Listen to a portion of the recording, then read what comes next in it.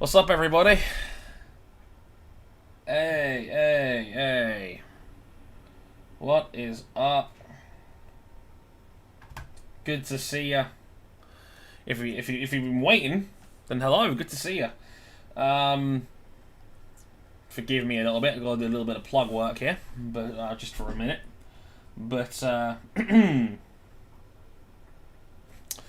But hello, everybody. Dre here from Motorsport 101. Good to see you. Good to see you. Hope you're doing all right. It's hangout time, baby.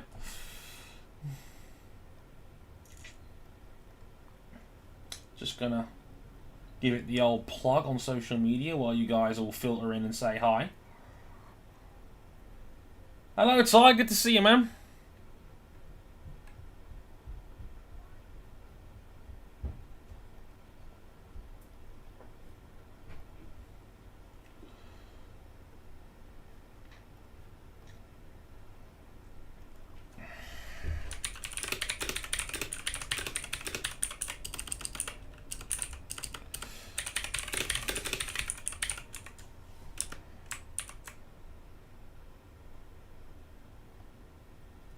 Katie! Hello! Happy Friday, my darling. Long time no see, my friend. Hope you're doing well.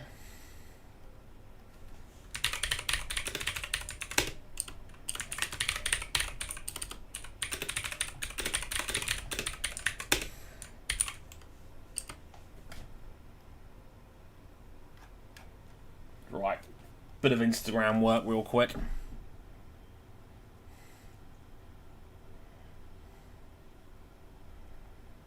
Because, you know, we got to plug this shit. Hello, everybody, and all that. We'll see you in the chat. It's meta. I'm live streaming right now while live streaming here. But yeah, youtube.com/motorsport101 here for the next couple of hours. Come say hi. It's meta. I'm live streaming right now while live streaming here.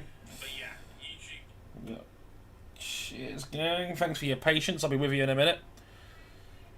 Evening, Scott. Good to see you, man.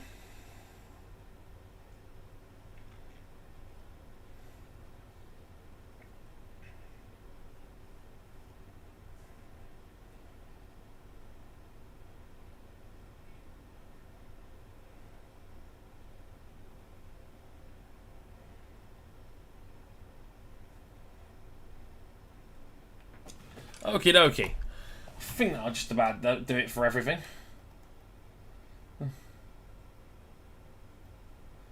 Whew. Okay. What is good, everybody? What is good? Hope you guys are having a lovely weekend, or at least the first day of your weekend, if you're out here celebrating during that and all that. Hope you guys are doing good. Hello, Aaron. Good to see you, my friend. Katie had the most stressful weeks finishing my thesis. Oh God, but it's handed in, so now relaxed weekend. Good girl. Like I said, when I went to uni, I had the luxury of never being able to actually have to do one of these. So that is in itself a blessing. More power to you, because I know that is not straightforward and not easy. But congratulations, and you too, Marlene. That's awesome. Jesus, I do not envy you at all on that one. But whew.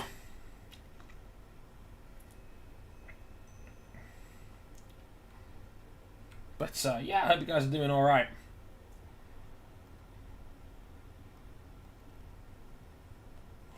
Oh, Johnsey's here. Hello, Johnsey. Good to see you, man.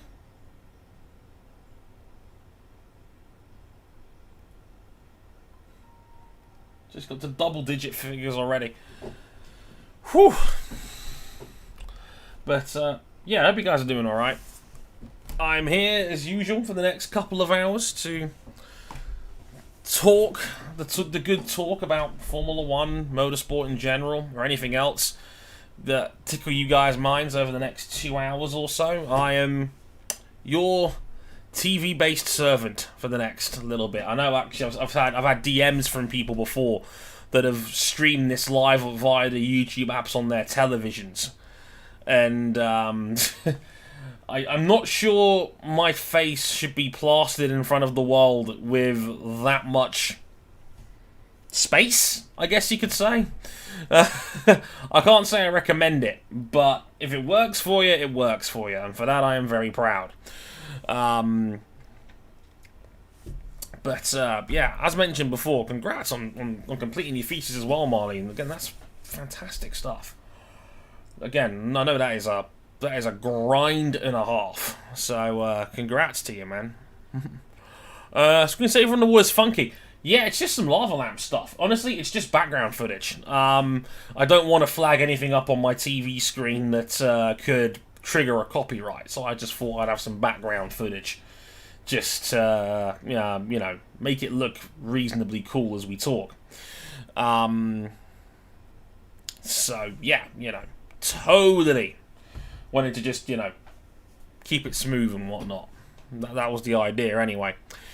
Checking the chat. Get ready to see the new Bond movie at 8, says Aaron. Let me know how it is. I am a big Bond fan. I've not actually got around to seeing it yet. I don't get out much these days because due to the day job and whatnot, but I am excited to see if I can find a way to get out there and watch it. I've not been to the cinema to see a movie since start of 2019. I'm not a big cinema guy in the first place, and like the last movie I watched in that was the Dragon Ball Broly movie that came out because I am a huge Dragon Ball Z fan. So yeah, that's the last movie I went in the cinema. Not even anything mainstream, a fucking Dragon Ball movie. So yeah, it's it's not the busiest of times for me. I really should get around to seeing more shit, but I struggle with that as it is, and it's probably for the best I avoid unnecessary trips out of the house given the pandemic, and given the fact this pandemic is still going on, as much as my government seems to want to try and ignore that whole pandemic thing. So I'm trying to be careful where I can. Basically, I'm only going out right now if I really, really want to. So, but yeah, let me know how it is. Susan, hello! One of my favourite people on the Twitters. Love you, Susan. Oh.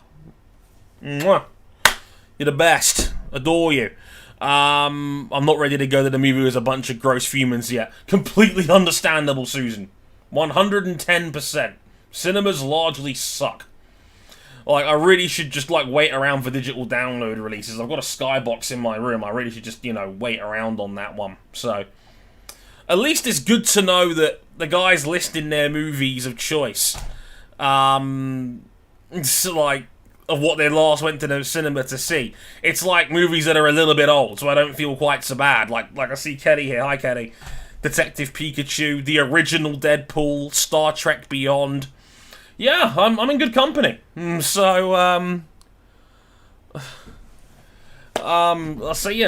guess I'm not alone in that front. So, I guess that's good. Cowlin, is that how you pronounce it? Forgive me if I get your name wrong. Accents throw me off. I think you're Irish, if I remember correctly. I saw you in the last stream. If I pronounce it wrong, please forgive me. When you're gonna be an F1 pundit on TV? Been waiting 7 years for the step up. I have a face for radio, my man. I'm not ready for that life.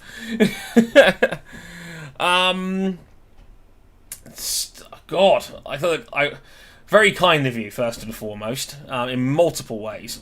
But the days of me hoping I would ever work in motorsport are probably beyond me at this point. I'm not one of these guys that went down the mainstream route of networking all that hard and knowing the right people and ticking boxes, dotting I's and crossing T's. That's never been my style. And if the right person comes on and gives me a chance, then great. If not, then Not the end of the world. You know, I love what I do at M101. I wish more people could sit down and watch and listen and talk about it a bit more, but, you know, we're working very hard behind the scenes to have that happen. So, you know, I take pride in being the alternative, and that's always been good enough for me. Before Suicide Squad, early 2020? Yeah, jeez. Oh, hello, you are too kind. Susan, it's the goddamn truth. Just don't tell the husband. Jeff said, remember the first big lockdown, the cinema started screening older films since no new ones are being released. I saw Empire Strikes Back with 2 friends and there was basically nobody else there. That must be quite spooky, being in a cinema and not seeing anyone there, you know? I must admit, like, when I did see the Dragon Ball Broly movie, there was about 11 people in the entire cinema. I paid for a normal seat, but sat in the VIP section because no one gave a shit. Like, I could sit anywhere I wanted. There was, like, 11 people in and this was not, like, some pokey cinema. This is Westfield in Shepherd's Bush, the big one, the original big one in West London. You know, Friday night, and there was 11 people for my afternoon screening, so to speak. So, you know, and this was before the pandemic, so, you know, local cinema has a deal, €12 a month, and you get 1 free tickets to every movie and 20% of snacks. Yeah, look, if you're a regular cinema goer, €12 a month, that's pretty sick. Like, if you're going, like, once a week or, like, even twice a month, you're probably getting your money's worth. If you're a proper film buff and that's going out to see everything, then, yeah, knock yourself out. You know, that's awesome. I watched Minari this summer at cinema, which is March 2010. First movie I saw in a cinema. God, good question, John T. I'm trying to think. Was it Shrek 2? I was younger than that. It was Atlantis. No, or was it? Hang on. I'm trying to think. When was I younger? It's either Atlantis, the animated movie, or the Jimmy Neutron movie, which I went to with my play scheme as a child. As part of the trips that they planned as part of a play scheme where you get a bunch of kids together during the summer holidays. One of them was to see Jimmy Neutron the movie, which I still embarrassingly own on DVD. But I think I was younger during Jimmy Neutron the movie. I think. It's one of those two, definitely. I'd have to Google what years they came out. But, definitely one of those two, because I went to see Atlantis with my mum, and that was my first proper cinema trip, and the second time round was with my play scheme to watch Jimmy Neutron the movie. So, that's when I was like, I think 7 or 8, something like that. So, yeah, inevitably it's going to be a kids' movie. Scott Young was in money since Jumanji in 2019 before a couple of mates asked me to see The Conjuring, and I've been twice since then. Susan, sometimes it's more fun to be a fan. Completely agree, Susan. Yeah, hell yeah. Like, God. Like, I have way more fun doing what I do with M101 than I think a lot of people do being conventional writers. And, like, I know it's an extreme example, but some of you might know one of my friends on Twitter, Elizabeth Blackstock, who wrote about her freelancing experience today. And I read that, and I almost started crying at how incredibly intense it must have been for her to go through all of that. Trying to find work, trying to network, pitching stories that you think are, you know, would make for great reading on a website, and basically getting knocked back. And of course the fucking pandemic. All of a sudden no one's got money to pay for articles anymore. I can't imagine how difficult that must be. And I have considered before, on occasions, quitting my day job in the bookies and trying to go after full-time work in motorsport journalism. And I came to the conclusion via some digging around that basically it doesn't exist. The nature of following the niche sport, there's not going to be a lot of people out there that's going to pay for your work. So you kind of got to make your own fun when it comes to it, and do your own thing. I'm very lucky to have people back us on Patreon, and they believe in us enough that we're worth their money, which is awesome to say the least. But it's crazy to say the least that some of the stress that some people that do this full time have to. I'm lucky I've got a lot of friends in that regard who do it full time, but to be fair, a lot of them love it. So, and if you don't follow Elizabeth Blackstock, follow her on Twitter. She's a fantastic human. I've known her for 6-7 years, and still one of my favourite people in all of motorsport. Period. Shifam, good to see you, man. I'm doing good. I'm not bad. I'm battling a bit of toothache at the moment, to be honest. I think I cracked one of my molars at the back a couple of days ago. I've really got to book a dentist appointment to get that figured out and see what's wrong with it. But so I'm on a bit of ibuprofen here and there to take the edge off it. But overall, I'm all right. Besides that, the annoying pain come and cut. It's more of like a 2 or 3 on the scale of pain, but it's just more of an irritant than anything else. But yeah, I'm figuring that out pretty soon.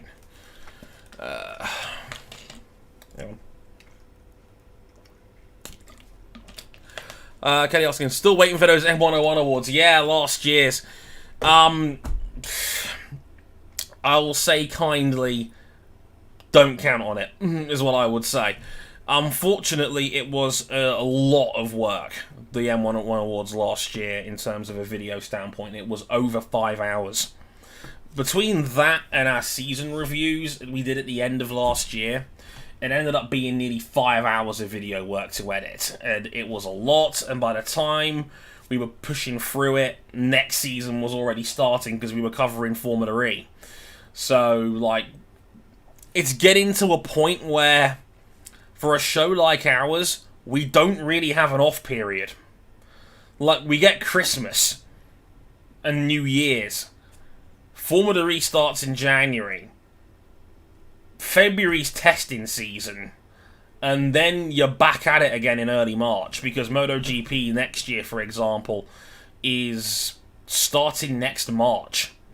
Like first week in March 6th. An IndyCar starting in February next year.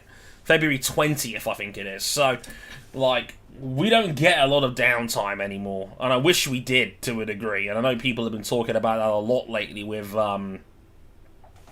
Qatar being announced on the Formula 1 calendar for later on in the year. So it's not going to be easy for a lot of people. Honestly, I hope, because it's in King's hands on this one, because he's in charge of editing our shows, I pray to God he finds a window between now and this year. I don't want it to be another case of the 2 lost episodes, but I've got to understand he's got to put modern content up first. We can't always turn around content like Autosport can, or The Race, or any other mainstream outlet. So we've got to prioritise what we can do as early as we can. We'll have to wait and see. I can't give you any promises, unfortunately. I know Viandra's asking about it as well. I hope so, but I can't promise you anything, unfortunately. If it does happen, we'll let you guys know. But, there'll definitely be one for 2021. We'll definitely, have 2021s up around Christmas time. That is a promise. Because we're going to shorten it. We're going to tighten everything up. Back then, our shows were pushing 2 to 3 hours. Back then. Not anymore. We're trying to go between really 60 to 75 minutes. For shows nowadays. So that's sort of our window for shows now, so it'll be tighter, more condensed, and that'll be the plan going forward. Marlene, are other motorsports also pushing for more races on the calendar? Well, IndyCar's gotten a bit bigger this year or next year. I think IndyCar's going to have 18 races next season, I want to say, with one doubleheader. MotoGP is next year's MotoGP is going to be 21 rounds next year. It's the biggest MotoGP calendar ever because they're going to Indonesia in early March next year. So, like, global motorsports calendar is only going to get bigger. So I think the issue is that these series lost a lot of money during this global pandemic, and the easiest way of recouping that is just by having more races and stretching everybody else out. I think if you're a big business, that is how you probably would go out of your way to try and make things bigger. Also, missing a few chat matches. Hi, Colton. Good to see you, man. Dom, good to see you. Kwame, good to see you as well, buddy. Hope you're doing all right. No, I was going to say, I think that's for these big series, it's the easiest way of recouping a lot of their money. I know a friend of mine from Formula 1 subreddit, I think it was Anil, mentioned the other day that FOM lost $800 million last year. Like, the easiest way of recouping that lost money is just by putting on more races. Unfortunately, the problem with that is you're stretching human limits, and I'm particularly I don't like the fact that it's happening in MotoGP, because MotoGP is inherently a lot more dangerous than Formula 1 on a regular basis. Guys get dinged and banged up in that sport all the goddamn time. More so than any other F1 series. More than any other motorsport series. You get dinged, you get the medium injuries a lot more. And I hope you understand what I mean by medium injuries, because in Formula 1 it's normally either they're fine and they maybe get a bit of whiplash, or unfortunately they die. There's not a lot of in-between in Formula 1 where an injury will put somebody out for more than maybe a round. We've had people miss more races through COVID in the last couple of years than an actual physical injury in recent times. In MotoGP, guys miss rounds for all sorts of shit all the time. Arm pump, broken collarbones, broken legs, You can recover from those, but you'll miss 3 or 4 rounds. So pushing for 21 Grand Prix, makes me feel a bit uncomfortable, that they're pushing for more rounds, and, but I get it. These guys have got money to make up. And Viander in the chat, Motorsport Fanboy, is right. F1 was already pushing for this. I'm stunned that so many people were like, oh my god, Qatar? Oh my god, Qatar? Why are we doing 23 rounds? And, which I've said they want to be more like NASCAR. I think, and I compare it to other sports, it reminds me a lot of what the UFC were trying to do in the early 2010s in the combat sports world, where they got guys like George St. Pierre and Anderson Silva and Brock Lesnar all at the same time, and they just thought, we're going to have all these fight cards. We want to be like Friday Night Fights, like for ESPN in their boxing, where you get, even if it's only B-tier cards, you're getting content every week. Like NASCAR is probably the most common example, where NASCAR's calendar is relentless. Where it's got, 30 plus races, including the playoffs, over the course of a season. So, yeah, Luke's saying the same thing. They've been since Liberty took over. Since Liberty Media owned Formula One, they've been pushing for 25 races. I think that the exact Chase Carey quote when he was CEO was, "We want 25 Super Bowls every year." I've always had a problem with that, but not for the reasons you may think. I've always had a problem with that because you're going to end up forcing fans to pick and choose what races they want to watch. And that's always going to be a problem. Like,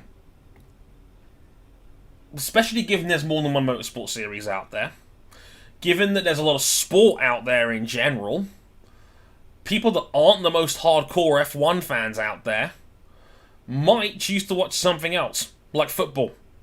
There's always primetime football games on every Sunday in the Premier League, for example. If you start making fans pick and choose, that's when you are going to be in trouble, you know? Because I think they want Formula One to be like the Premier League, where it's like, Formula One now, they start revealing cars in February. They start testing end of February, early March. They start racing in March, and then they're racing all the way through to December now. Last 2 years, we've had December Grand Prix. This year, we're getting a Grand Prix 2 weeks before Christmas. Then, we've got a 2-month off period, just like the Premier League does, because the Premier League finishes in May, and it starts again in August. So you've got, again, 2.5 months, roughly, as an off-season, and then you're back at it again. The travelling circus. You know. And people get tired. I've seen people tweet about it. They don't like we don't like triple headers. It burns you out because it's like you get the race week, you're building up to seeing the cars on a Friday, you have your race, whether it be good, bad, or indifferent, and then you wake up on Monday and it's like, it's race week again! And I'm just like, oh, God. It's exhausting. It is exhausting. You don't want to be spending every free weekend you've got watching Formula One. I'd get burnt out of it too. If I wasn't doing M101, I probably wouldn't be watching every Formula One race out there. I'd probably be watching on demand and going off hearsay. Like, oh, was this a good race? Yeah, I'll go watch the highlights, or I'll go find it on Sky, or I'll record it, or watch it on my DVR. You know? And don't get me wrong, the Premier League is going the same way in football, where it's like, we're getting more games on a Monday, more games on a Wednesday, more games on a Friday, more games on a Saturday. They want Premier League football. Like, the pandemic, essentially, was the Premier League testing the waters for how many games they could get away with across the calendar week. The NFL's gone that way with having a football game on a Monday, one on a Thursday. They're starting to flirt more with games on Saturday as opposed to the big red zone style slab on Sunday. The pandemic has opened a lot of people's eyes up to this. Good and bad. Yes, I think people will come as where to go. If we were going to Africa and Southeast Asia more rather than the Middle East, then people would be less upset. Yeah, people are fussy about... Dom, people are fussy about it. I said it before on Twitter. We don't like the Middle East. It has become socially acceptable to roast the Middle Eastern countries and rake them over the coals because of Saudi Arabia or Abu Dhabi and their sports washing. Now, don't get me wrong, it's a prolific story to talk about, but, you know, we race in the United Kingdom. We race in the United States. No major country is without sin in the lands of dirty politics at some point. It's just we've made it cool to dunk on the brown folks in the Middle East, whereas we like to roast ourselves when it comes to our own country's inadequacies. Like, Hazel and I had a conversation about it on Twitter yesterday, which I know a lot of you guys probably saw because we have a lot of followers combined. So a lot of people probably saw that, and I had to try and talk Hazel down a little bit because she was heated about it, and I wasn't so much because I don't think it's as simple as necessarily going, you know, we're just elitist in Europe. I don't think people are saying, yeah, more European rounds. I don't think people are actually saying that. I just think people like to dunk on the Middle East because it's the most anti-re-racers one example that we have in modern history.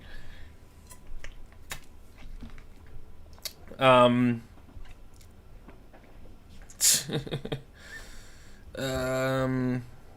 checking the chat real quick. People are still pushing for Kyle Army. Yeah, absolutely right. Look, I'm all for a race in Africa. We should have a race in Africa. It's embarrassing that we don't have a race in continental Africa. No, Baku does not count. And again, people don't dunk on Baku so much, even though it's in a dictatorship. But I digress.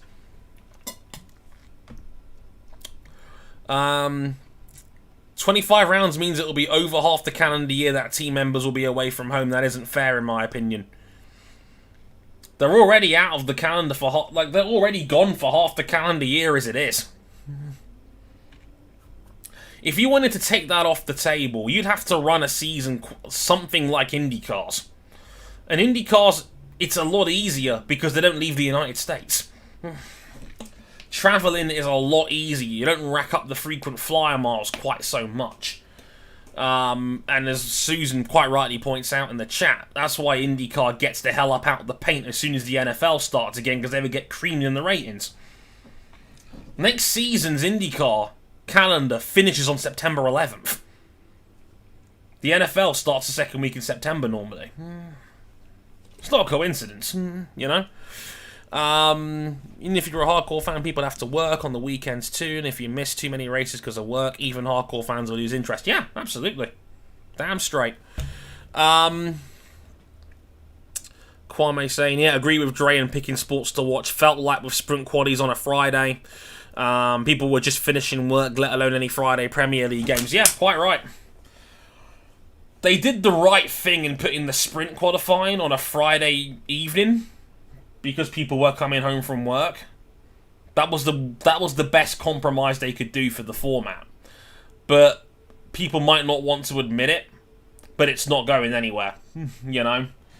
Like, I saw the ratings the sprint weekend in Monza pulled on American TVs. They are not dropping this format. It will become Formula One's format going forward. Not for every round, but it will become the format we become most familiar with. Definitely. There was a 300% upturn on Monza's sprint qualifying on the Friday afternoon compared to FP2 in the Netherlands. You put, like, if you're the FIA, 3 days of meaningful racing will always mean more than 2. It's just simple math. They're not gonna... Don't overthink it, you know? Do I necessarily like this format? Not really. Am I self-aware enough to realise it's going to make the sport more money in the long run? It absolutely will.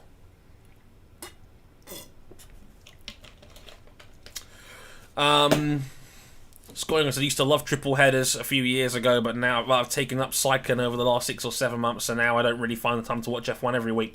Yeah, completely understandable. You're very normal, Scott, trust me. Yeah, pushing for Champions League expansions. Yeah, we're getting, what was it, 4 more teams next year in the Champions League? Like, that was the positive reaction instead of having a Super League in football? You know, 4 more Champions League spots. That's fun. And their new system that they've got, I can't even be bothered to explain it right now, but yeah. That's another point. Like, these networks are going to want to pump out content like it's a news channel. So it's just going to happen. But Baku looks cool and Bahrain gets good racing. People don't seem angry about that one. Yeah. Bahrain, Marlene. A country that only gave women the right to vote less than 20 years ago. Like... We don't care, because Bahrain's one of the best rounds on the calendar now. It might actually be the best round on the calendar, pound for pound. Like, I can't remember the last time Bahrain sucked.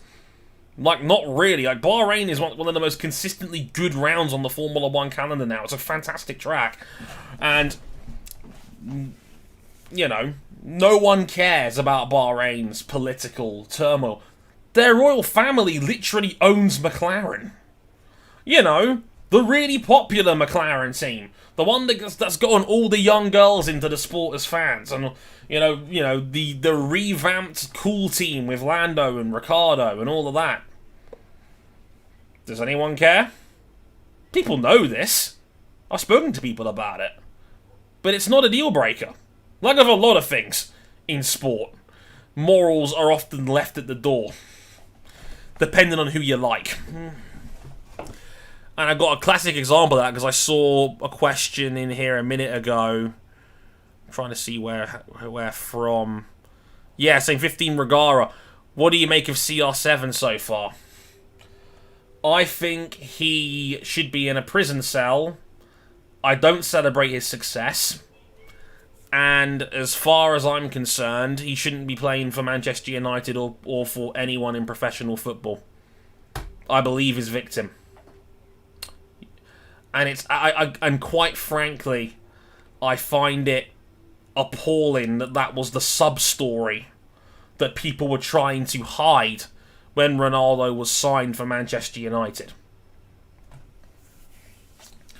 You know, so if I'm being over-emotional about it, then sue me.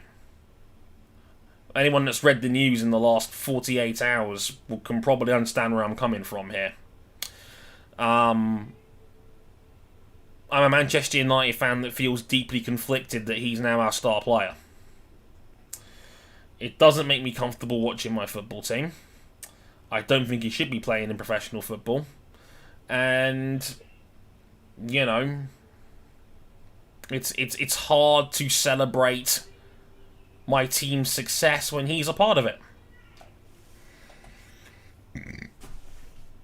And unfortunately, when you see banners being drawn up by young girls saying, "Hey Ronaldo, can I please have your shirt?" Or, "Hey Ronaldo, can you please sign my shirt?" and they don't know what he's done, it breaks my heart. Because I saw that during the Villarreal game midweek. I saw a young girl holding up a Ronaldo sign and I'm just like, oh no. I looked at that and I just thought, you are going to be so horrified when you wake up. Not wake up, but when you grow up and then you read about what that man's personal history is as a human being. And it's actually kind of embarrassing that I'm friends with a lot of women who are Manchester United fans that have completely brushed this under the rug because United's won a few extra football games. It makes me sad. But what can you do? Unfortunately, and I should have warned of the sensitivity of the subject matter.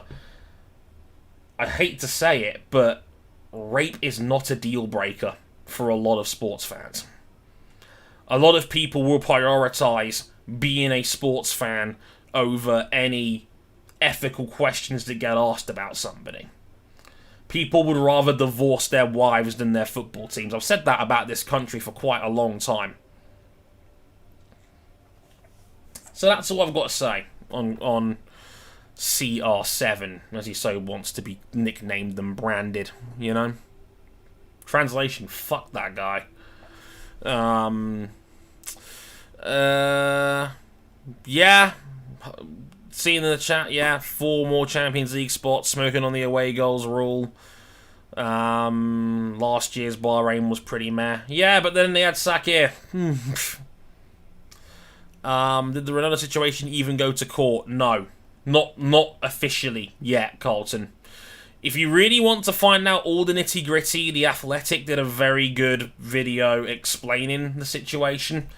Of course, it was about 3 days after talking about on their IRL channel about what Ronaldo will bring back to Manchester United from a tactical standpoint, because that'll make more money than, oh, here's the rape case. They got the explanation, but it was, 3 days later once the edge had come off it,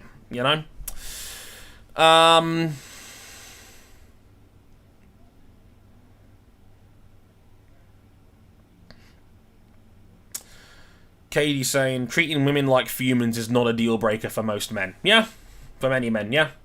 Spot on. Absolutely spot on. If F1 haven't had their decidedly average in their re-races one message, then the new races in Qatar and Saudi wouldn't be so badly received. Yeah. I mean, that situation is complicated, Dom. And I say it's complicated only because Formula One's re-races one message has been all over the place. I genuinely think it's come from a good place. I know a lot of people of colour that have benefited from re-races one. One of them was a good friend of mine, or a friend of mine at least, someone I worked with. You may know her now as a presenter on Formula One, Ariana Bravo. I was on her podcast, the Driven by Diversity podcast, last year, talking about it, and she was scouted by Formula One and hired, and she's now presenting for them, and I'm delighted for her. So the original manifesto they put out was good. Good for Chase Carey for putting $1 million of his own money into it. It's a good thing,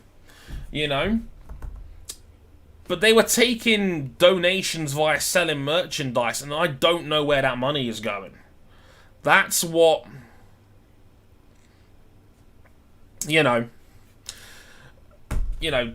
that's the concerns that I had. I wanted to see where the money was going. I wanted to see what the long-term plan was and what specifically they were going to do with the money that they were generating and where was it going. And now they've announced a few things since then, like subsidising tickets for underprivileged areas, which is good.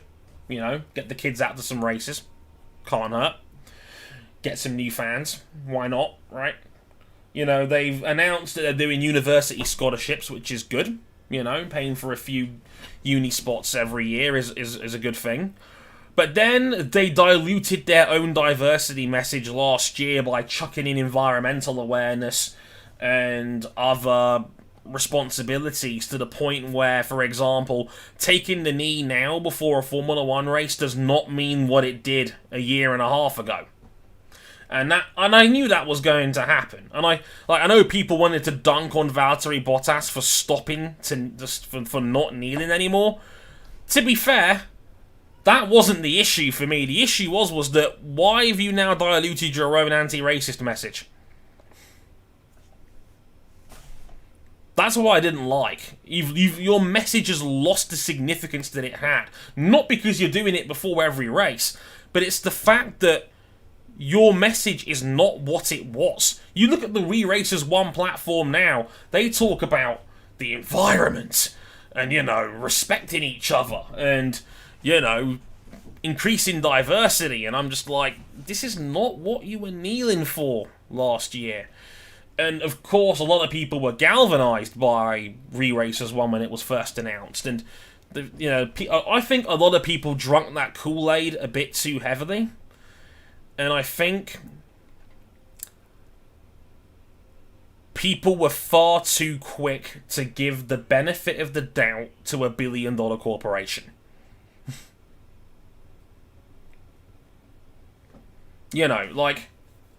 These guys talk about, we don't like capitalism, we don't like these big billionaire companies, we don't like these corporations, but you'll take their word for it that they'll do something about it, though, won't you?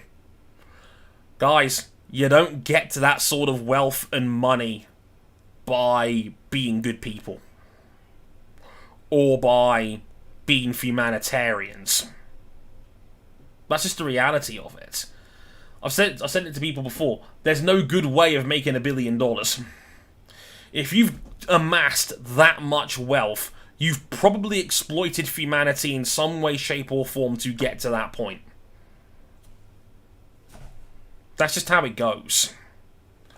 So people were like, oh yeah, Formula 1's going to do this, this, and this. Because people want to feel good about what they're watching. Without realising this is a 98% white sport. The vast majority of the teams do not give a flying fuck about diversity. The fact that we even got one big team in Mercedes to even acknowledge that, yeah, a quarter of their new employees in 5 years' time are going to be of a background of colour. You know, that's a huge step in the right direction. There's not a lot of other teams that have said, yeah, we're going to do this, this, and this. Aston Martin announced they've got a diversity program. They hired Matt Bishop in there as well to keep an eye on that. He's one of the good dudes in the sport, so I hope that they're taking that on board. And then now, Aston Martin are going to be hiring a lot of people anyway because they're expanding and building their new factory. So we'll have to wait and see. But I think a lot of people drunk the Kool-Aid on Re-Racers 1 thinking this was going to be the magic bullet to fix everything without acknowledging just how big the problem is, just how racist the sport can be on occasion, and just thinking, well, this will fix everything. No, like, the sport still needs to make money. And that will always be the bottom line, and that is why we're racing in Qatar on a 10-year deal from 2023. That is why we're racing in Saudi Arabia. You know, no billion-dollar corporation is out here looking at your needs. They're not. And the sooner we accept that, the better. You know?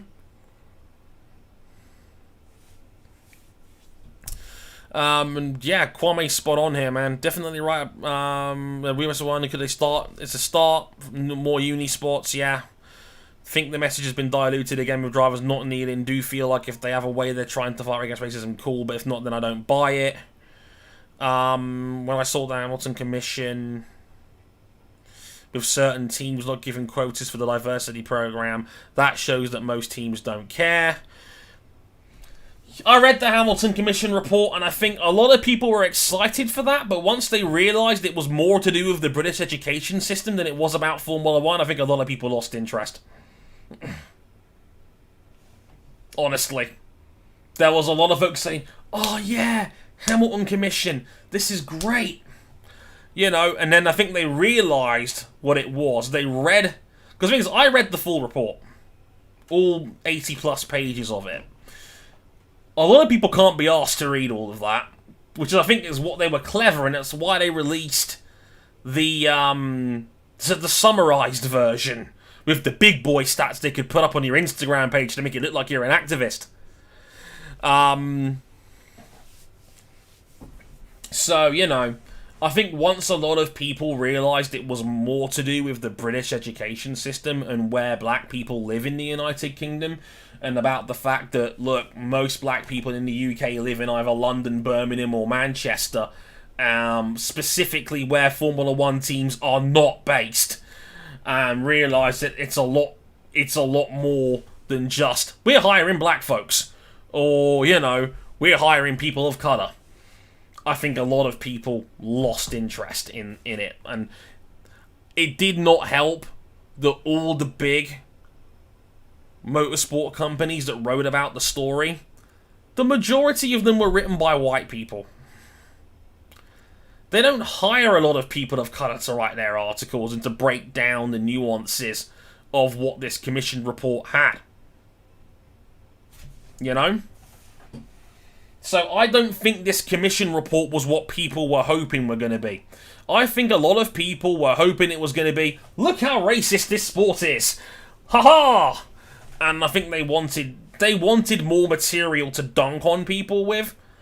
But like with many things, it's more complicated than that. You've got to talk about the entire education system in the UK. And we're going to talk about the UK because 7 of the 10 teams are based in the UK. It's a British sport predominantly, you know. So, yeah, and the fact there's a bunch of people in the chat saying, yeah, I lost interest. I was lost reading it. See? I think people wanted it to be a lot more clear-cut than it actually was. I don't think people like reading, and I think the report was producing stuff they didn't want to hear. So I think the story dropped off the media page very, very quickly. And a good point from Daniel Montero in the chat as well. We non-English folks know that F1 opportunities are pretty much out of our reach. Yeah, you're probably right, Daniel, unfortunately. And you know it's bad when they've changed some of the names in the story. And as soon as one of the anonymous stories in the report talked about growing up in Zimbabwe, it was so bloody obvious it was Stephanie Travers. Like, come on! How many people in F1 do you know came out of Zimbabwe? You know, it is what it is. I don't think people were ready for what that report was going to produce. That's my honest opinion. Like, it's a great report if you're British and you understand the nuances of what the education system is like and the geography of the UK and immigration, and if you know all of that, then it's excellent. But unfortunately, there wasn't as many pages about the state of Formula One by comparison, and I don't think people were ready for that. Which is why I think they just put the summary. They read the summary, slapped it all over social media, and I was like, "Look, F1 bad," and that was them basically being done with it. That's my opinion, anyway. That's how I saw it from my perspective when this report came out. Because for all the talk about how people were so gassed up for this thing, as soon as it dropped out, interest died after like 12 hours. But you know, discourse is discourse. We've got to find something new to be angry at every 36 hours on social media anyway, so you know. It is what it is. Want to be people good FX. Saw Hamilton Commission on certain teams not giving quotas for the diversity program. That shows that most teams don't care. Yeah, can't argue with that.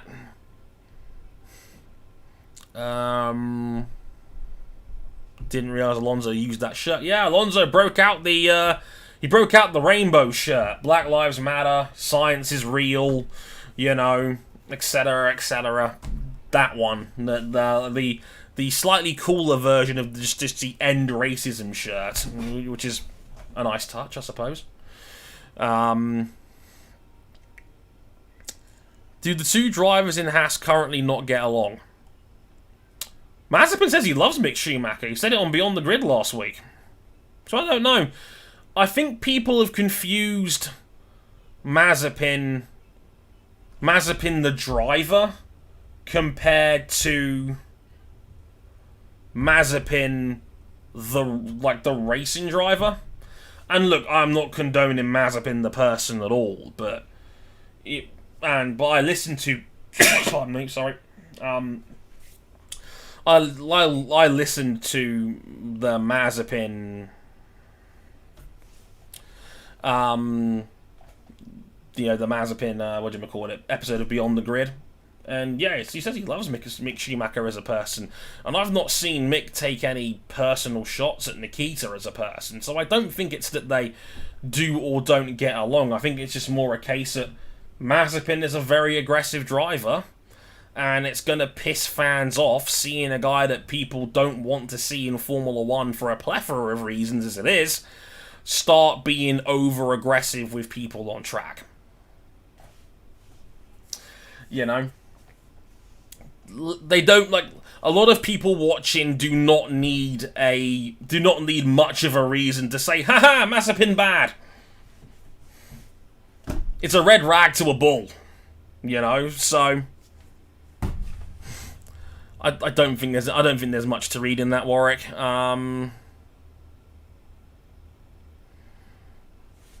And again, like I said, Jeff just seen the chat just now. Possibly Mazepin got new PR people because recently, since he's now suddenly interested in helping sick children. Yeah, he did a genuinely cool gesture where he was trying to raise money for children in Russia that are affected by cerebral palsy, I think it was. And he promised he would match any and all donations on the site. Objectively, a nice thing to do. It's a shame that because of what he's done and the fact he's been so unrepentant about what he's done in the past, people are going to look at it as a cynical gesture, and that's their right, and I completely understand why they would do something like that. But unfortunately, people are complicated. These situations are not black and white. People want to judge people in a black and white way because it's easy. Because it's easier to do it that way, when unfortunately, people are complicated. Like, life is rarely black and white. It's often many shades of grey. And you know, that perception is going to be confusing for a lot of people. And yeah, you know, it's one of those things. Yeah, wasn't it that there was no quote from Aston Martin in that commission and people dunked on them, but they were just mentioned in a different part or something? Yeah, spot on, Marlene. They were not in the team's comments regarding what they were going to do about diversity for an official statement. They released their own program about it on social media before the report had even come out. And I think Matt Bishop, who works for them, mentioned that in the credits and I think the thanks part at the back of the report, that 2 employees for the team were listed in the credits. So they absolutely did participate in it. They absolutely had a presence in it, but because they weren't on that big first page, they were like, oh, well, there's no Italian teams here. Well, look at them. And I'm just like, well, it's a British-based report. They're not going to talk about the Italian education system now, are they? Again, people didn't want to read... It just goes to see, people didn't read it. People didn't read it. People didn't do their research. They just looked at the summary and just reposted what they thought was important. I understand you like the Ajax shirt with those colours, as much as it pains me to say it, but it has Ziggo on it. The cancer of Formula 1 reporting and a huge reason Dutch people are annoying on social. Well, thanks, man. That's a very useful comment. I'm not Dutch, okay? You know, we don't use Ziggo reporting. From my experience of seeing them on social media, I don't particularly like them either. I bought it because I thought it was a cool shirt and a great tribute to a great man. And I think you know that.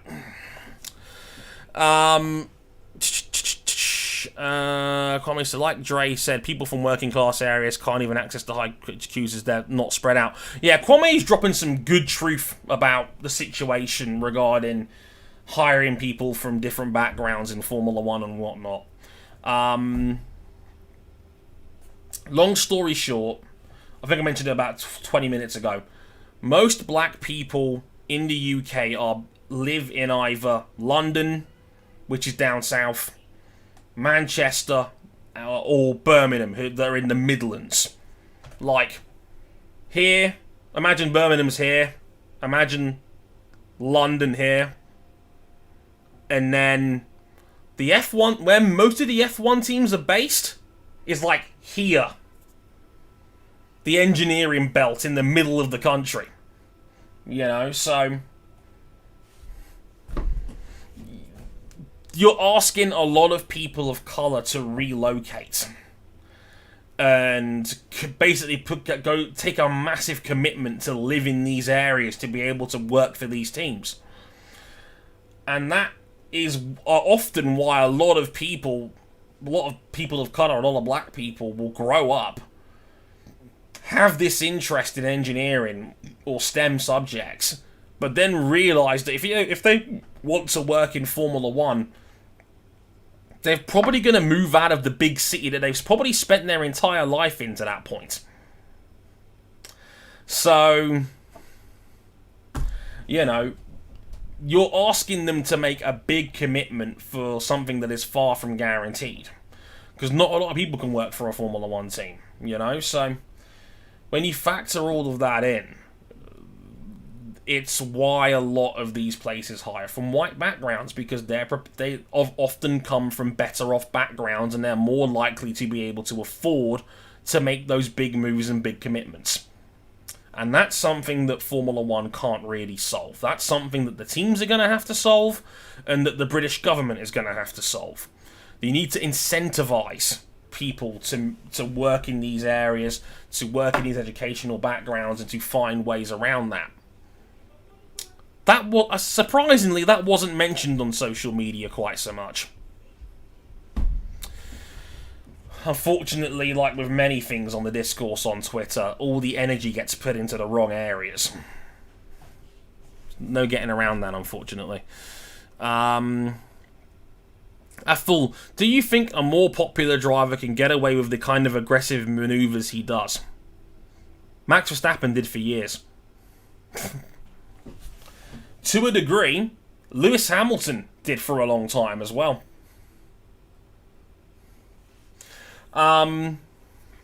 Charles Leclerc. To be fair, Charles Leclerc does get roasted on social media for some of the start line antics that he's done in the past. I think his social media punishment fits the crime for what he's done.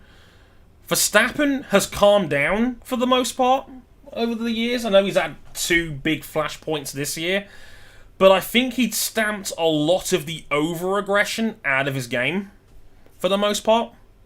But when his career first started, he was doing this all the time, and he was beefing with more experienced drivers about it. Like, all the time. Like Felipe Massa, for example. And he cost himself a win by tangling up with Esteban Ocon a couple of years ago at Brazil. And, you know, I think people liked it. I wrote about it when I wrote about the Italian Grand Prix on the website. I mentioned specifically that Verstappen's kind of always been this way. But I think because Verstappen represents an old school sort of mentality as a racing driver, I think a lot of people like him for it. Because I think he represents the old school. I think he represents that 80s or 90s sort of mentality where it was like, I'm going to put this car in such a spot where you could choose whether or not you want to have the accident or not. And a lot of the time, people will back out of it because, you know, self-preservation. They don't want to take themselves out of a Grand Prix. I think, like, people want Verstappen and Hamilton to be like Prost versus Senna. And I say, as Martin B points out in the chat, Max reminds me of Senna. They're both like Ayrton Senna. Like, Hamilton used to do this all the time. He didn't have as big a flashpoint, except maybe Catalunya 2016. But, like, he ran Nico Rosberg off the road multiple times. There were clashes with him. He had stuck his nose in with corners like Mark Webber before. He clashed with Jenson Button in Canada. You know, Pastor Maldonado in Valencia. Hamilton's had his fair share of dodgy moves himself. You know? So, popular drivers get away with it all the time. Hamilton did, Verstappen has, Raikkonen did in the past for being ruthless. It's a part of the game. Like, it's just easier to apply the shit stick to Mazepin because of what he's done off the track. Like I said, it's like a red rag to a bull. Like,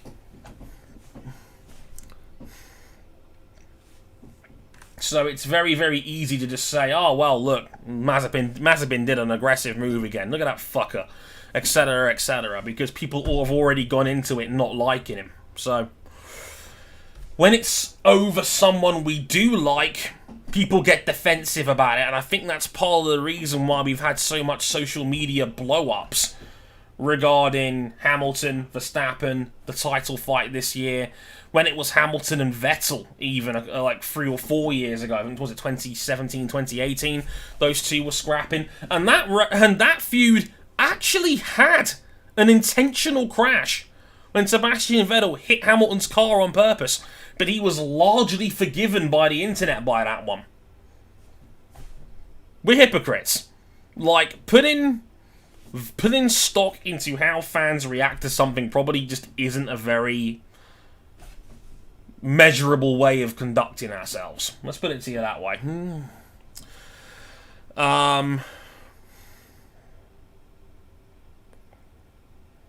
Yeah, Lando Norris has had his moments. Sergio Perez has had his moments.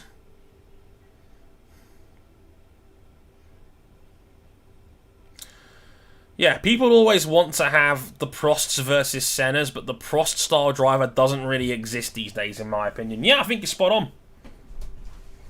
I think you're spot on, Jeff. How many young drivers... Like, how many drivers really have grown up into the sport saying, and I quote, "You know who my favourite racing driver was growing up? Alain Prost." Has anyone ever said that? No. The guys I always hear the same about their inspirations. It's Senna, it's Schumacher, it's Hamilton to a degree. You know, who again, Hamilton is not this squeaky clean angel that people think he is. You know? You know, those are the guys that inspire people. You know? That, people don't associate racing drivers with being calm, respectful, and point scorers. Yeah, Katie makes a fair point, maybe Jev. Because, you know, the French connection, most likely. But I think it's fair to say most people, you know, if you surveyed 100 racing drivers, you'd probably hear a lot more of Senna and Schumacher. Because they're probably the two most looked on, like, nostalgia drivers. Maybe Gilles Villeneuve. Jenson Button being an admirer of Prost makes a lot of sense, Luke. Yeah, fair enough. But I think you'll agree with me when I say that Senna and Schumacher are the big two that come up. At least from what I've heard over the years. So, you know, like, Hamilton and Verstappen, people want it to be Senna and Prost because it's the easy comparison to make. But they're two Sennas. Most of the field are Sennas in some capacity, you know? Because it's hard to play nice and win a championship at the same time. It's just how it goes. And that's what bothers me, to be honest. People jump on Mazepin for literally anything, even when the popular guys do the same stuff, and for me, it cheapens the real criticisms of them. Yeah, absolutely, Jonty. Again, I'm not saying that Mazepin is this redeemed human being. No, I think he's a dick. But the point is that he's a dick for clear-cut reasons. Being an over-aggressive driver is not as uncommon as you think it is. It's a lot more common these days. Do I like it? No. Do I respect it? No. Do I understand that's what a lot of younger drivers do these days? Hell yeah. More people than ever treat their racing cars like weapons. And that's just something we're going to have to accept. It's never going to go away. Because ultimately, in the heat of battle, you're putting 20,000 horsepower in the hands of 20 hot-headed dudes with very stiff penises that will do whatever they can to win a Grand Prix. It always leaves the door open for people like Mazepin. Yeah. Was Schumi scapegoated for instances of unsportsmanlike behaviour? No. He was disqualified from a championship in 1997. That's unthinkable by today's standards. Who gets DQ'd from an entire championship? Like, real talk, the punishment that Schumacher got for that incident was ludicrous. Maybe ban him for a race or two. You DQ'd him from an entire season for turning into a guy's side pod. At what, 50 miles an hour? I don't think he was scapegoated. I think it's just an easy example for people. Because people didn't like Adelaide 94. Even though I've watched Adelaide 94, that's a lot closer than 50-50 than I think people give credit for. And Raskas at Monaco, where he parked it intentionally. Which I thought was just a great piece of gamesmanship. You know. I don't think the Schumacher incidents are anywhere near as bad as some people think they are, personally. But it's how he's people put their emotions into things, and that's, you know, it's going to generate the reactions that they do. Austria 2016, Valencia 2012, USA 2015, Monaco 2011. My God, Lewis got away with murder that day. Yeah. Hamilton had an entire blood feud with Felipe Massa in 2011. 3 or 4 incidents where I think the majority of it was Hamilton's fault. We brushed that under the rug, though.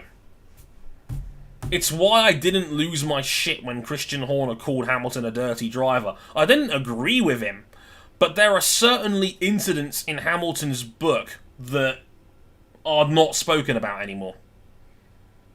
Maybe because it was years ago, maybe because we associate him now more with Mercedes than we do McLaren. Maybe because the entire sport's just gotten more aggressive and we've all caught up. I don't know. There's a lot of theories that I could spout out for that, but implying that Hamilton is this squeaky clean do-gooder that's never done wrong is just incorrect, as far as I'm concerned. But that's what makes him interesting. Mick could go in that direction. She's like, hi, Naomi. I think Mick might go in that direction. Incredibly calm. Yeah, agreed. The only reason why Hamilton kind of got the squeaky clean treatment is because he hasn't crashed anyone on purpose like Senna and Schumacher. That's probably fair, fanboy. That's probably fair. Also because he is now the most popular driver in history. So popular to the point where if you speak anything ill against Hamilton and people don't think it's a valid criticism, you will get piled on Twitter. It's hard. Like, I took the piss out of one fan paying the better part of $2,000 to fly a Hamilton 7-time champ message on a plane over the track. If this was football, it would be universally dunked on. People would Photoshop it and put their own message on it. You know, because generally, if this was football, all overhead planes get mocked and rinsed. Because they're stupid for the most part. We're stupid because people actually pay money to do that. I got piled on by Hamilton fans. I got called, you know, oh, why do you care so much about this? Or, you seem like you're really fun at parties. Or, why are you such a pocket watcher? And I'm just like, Formula One is its own separate ecosystem when it comes to how we talk about it compared to any other sport. Because I guarantee you, if this was soccer, we'd be mocking that plane for several hours on social media. But because it's F1 and because it's a pro-Hamilton stance, it had to be defended. It was seen as, oh, you know, he's allowed to spend his money on whatever he wants. And I'm like, yeah, and I'm allowed to be critical of it. That's what opinions are, you know. If it was a pro-Verstappen banner, no one would bat a fucking eyelid. But, you know, it's not a fair fight. Yeah, Lando's motorsport hero is Rossi. Yes, a man who actually did take someone out of a race intentionally. Arguably twice. Funny that. Nostalgia is the word, really. We hate to see it. Yeah, Katie, definitely. Favourite driver was Nico Rosberg up to his dad most and did the most amazing mic drop moment when he quit after winning the title. I stand him a lot. Yeah, I remember you telling me about that. I know you love Nico. What's Brother Ryan wins? You know, he's probably playing FIFA next door, Charlie.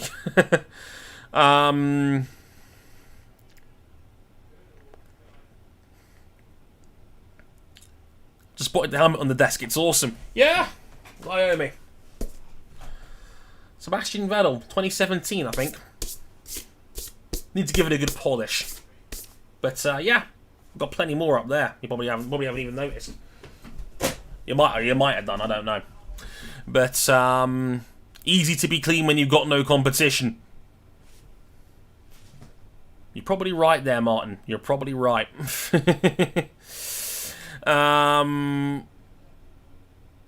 Wait, we associate Lewis more with Mercedes than McLaren? No, I refuse to believe I'm that old.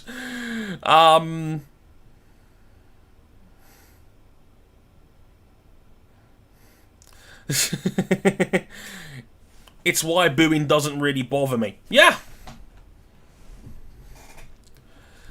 I've said it to this day, like, and we talked about it on the podcast. You can go back to the High Tide episode where we talked about it, and I said, look, I come from a football-loving background first and foremost. I cannot sit there with a clear conscience and tell you that I'm 100% booing when I'm a football fan. It's like, because that's a part of the sport in football. It's socially acceptable to boo in football. And this whole talk of motorsport is above booing. It isn't. Dale Earnhardt got booed on his home track for dumping people. Dale Earnhardt, one of the most popular people in the history of motorsports. The most beloved figure probably in American motorsport history. Between him and maybe only a few other guys like Bill Elliott or Ayrton Senna in general because of how transcendent he was. But they booed the shit out of Dale Earnhardt. I don't think people were writing these big old think pieces about, oh my god, we can't boo the drivers. I used to have this massive anti-booing stance, but then I look back and I realised we were complete fucking hypocrites about it because people booed Sebastian Vettel for half a season and no one gave a shit. It only got to Singapore before it stopped because everybody was just kind of sick of it. And, like, it took Martin Brundle speaking to the crowd of fans because Vettel had just absolutely slaughtered everybody at Singapore 2013. He won that race by 36 seconds. He'd absolutely embarrassed the field, took the podium, right? He starts getting booed, and then Martin's like, why the fuck are you... Like, obviously, in PG terms, it was like, guys, don't do that. And because what the hell were you booing him for? The man just slaughtered the field. But people did not care. So I can't sit here with a clear conscience and say that, all booing is bad. I can't, because in other sports, it's completely acceptable to do that. And I get people will say, well, because Formula One's more dangerous, then, you know, we shouldn't boo them because it's disrespectful. You're never going to convince sports fans to stop booing people long term. You're not. Because they will have this divine right that because they've paid to go to a Grand Prix, they believe they have a right to say whatever the hell they want within reason. And, like, booing doesn't really hurt anybody. Like, Hamilton will be the first guy to tell you that it doesn't bother me. If anything, it motivates me, because that's what all elite athletes say when they're booed. It's like, yeah, I'm going to turn it into a positive. So I'm not going to sit here with a clear conscience and say, oh, booing bad. Booing is what it is. It's just how I've seen it anyway. Yeah,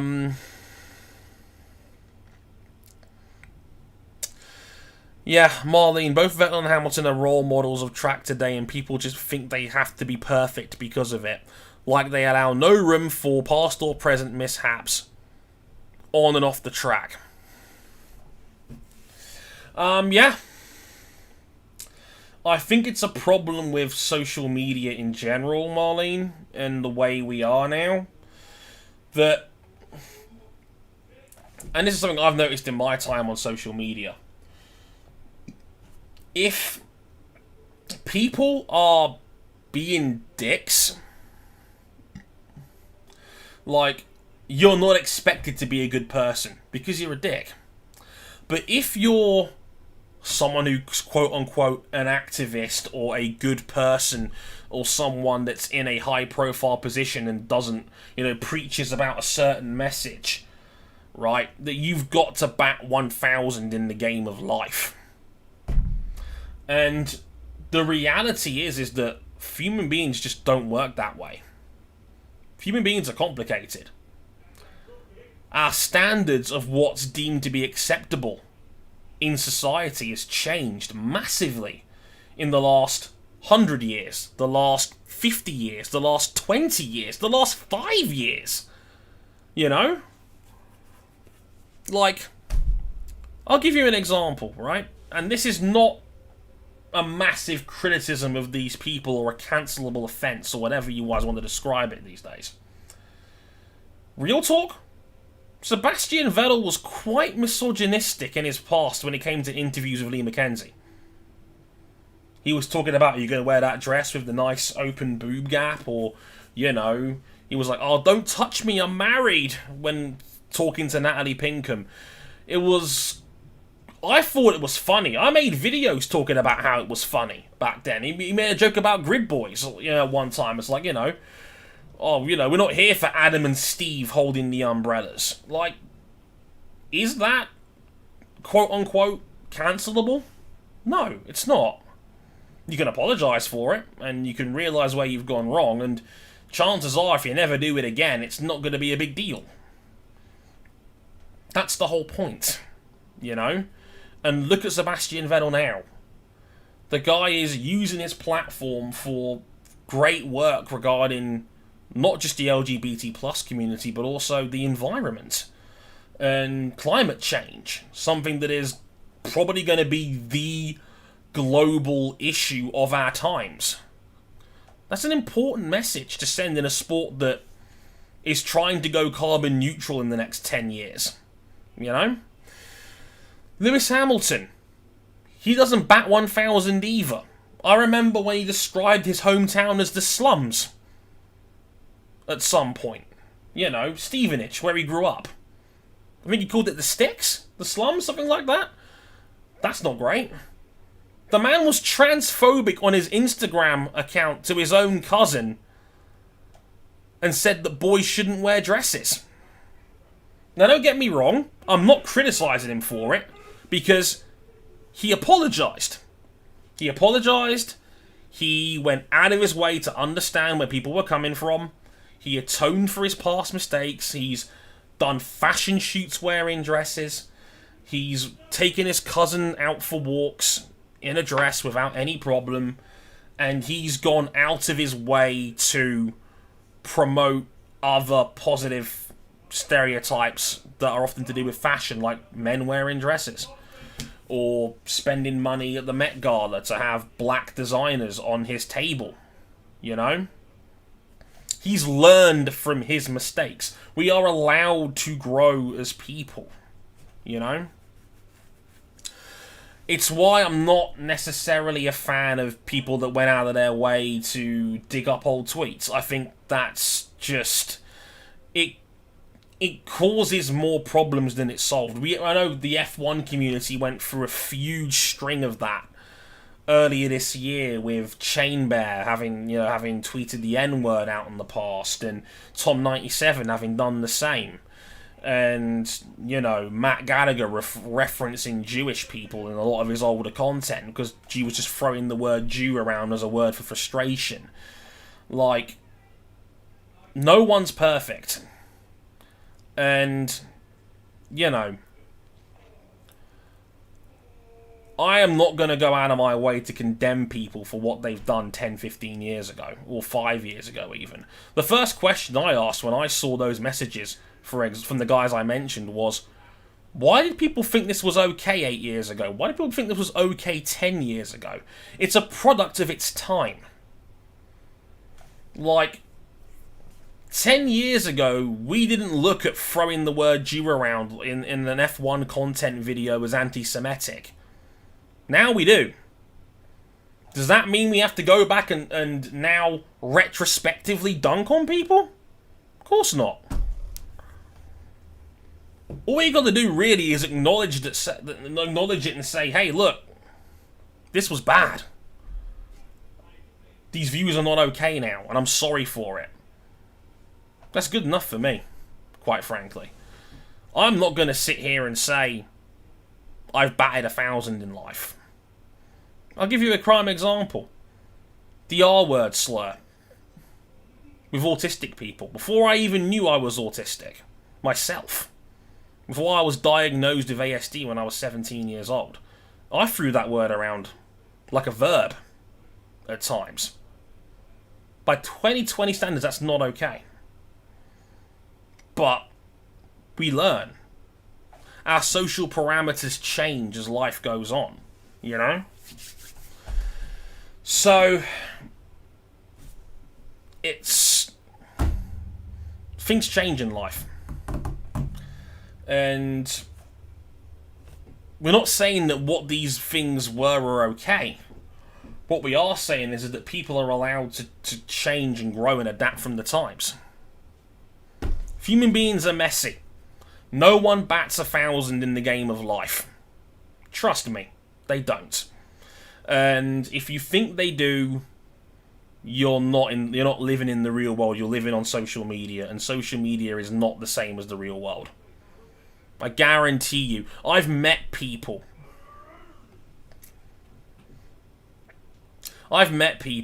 From YouTube. I've met people who have said some of the most vile and nasty things to me on the internet. I had a beef with Mickey Motions when I was still a young adult. I met him at Eurogamer a year later, and he was the most polite, docile, apologetic human being I can think of. This makes people's dicks get bigger. Because there's no repercussion for what they say. The world's more complicated than what we make it seem on social media.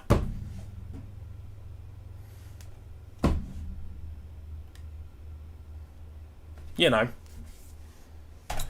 The sooner we acknowledge that... I mean, yeah, the golden era of Top Gear, like I mentioned as well, like I know Charles mentioned it, it's the 2000s Top Gear attitude. You can run a list of shit that Top Gear did from 2002 to 2014 that absolutely was either sexist, misogynistic, ableist, like, you know, racist. But we didn't care. You could get away with it back then. Jeremy Clarkson mumbled an N-word joke. It leaked out and no one really cared for more than a week. He was allowed to keep his job.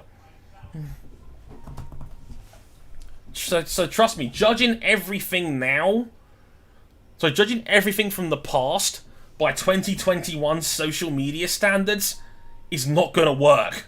You're going to be disappointed. Trust me. Sid Kumar saying, yeah, same issue with Ollie Robinson in cricket. Yeah, 110% Sid. Like, I wasn't...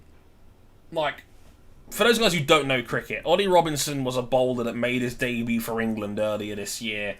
Had a great debut. I think took 4 for 75 in his first innings as a bowler.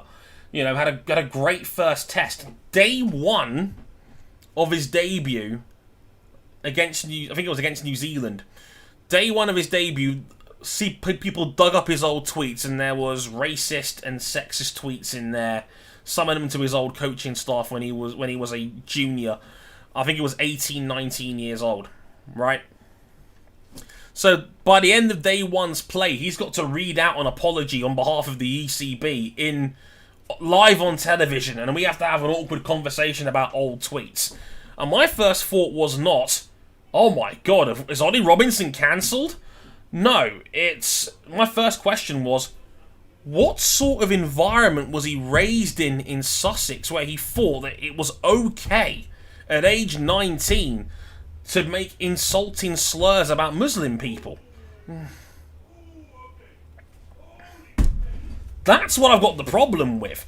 My problem was with the culture of English cricket. It wasn't with Robinson specifically. Again, not saying that what he said or did was okay. But what I am saying is that I have a bigger issue with the environment, because if you think Robinson was the only one that was getting away with shit like that, he was the only one that was caught. That's the problem that I've got. Like, I was thinking bigger picture. So, yeah. People are complicated. Cancel culture is not a real thing. And nuance and actual discussion needs to be had. And Twitter is shit. Yeah, one of my favourite writers summed it up perfectly the other day. I was trying to get into the nitty-gritty as to why Twitter has suddenly become so bad. Like, yeah, Brother Ryan is having a great time next door. I didn't realise you guys can hear him from that far back. It got picked up on my own microphone. But I was going to say, like, the reason why Twitter's now gotten so bad is because Twitter prioritized quote retweets over replies, and that did the site in. That ruined the site permanently, forever. The quote retweet. And I must admit, I own an air of hypocrisy over this, because I use that feature a lot, because I like prompting discussion.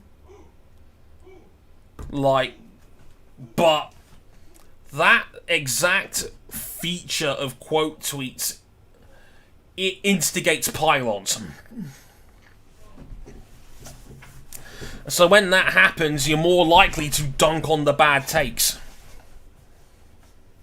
So, you know, if you're wondering why Twitter sucks, I guarantee you that is a big reason why that was a thing. At least in my opinion. But yeah.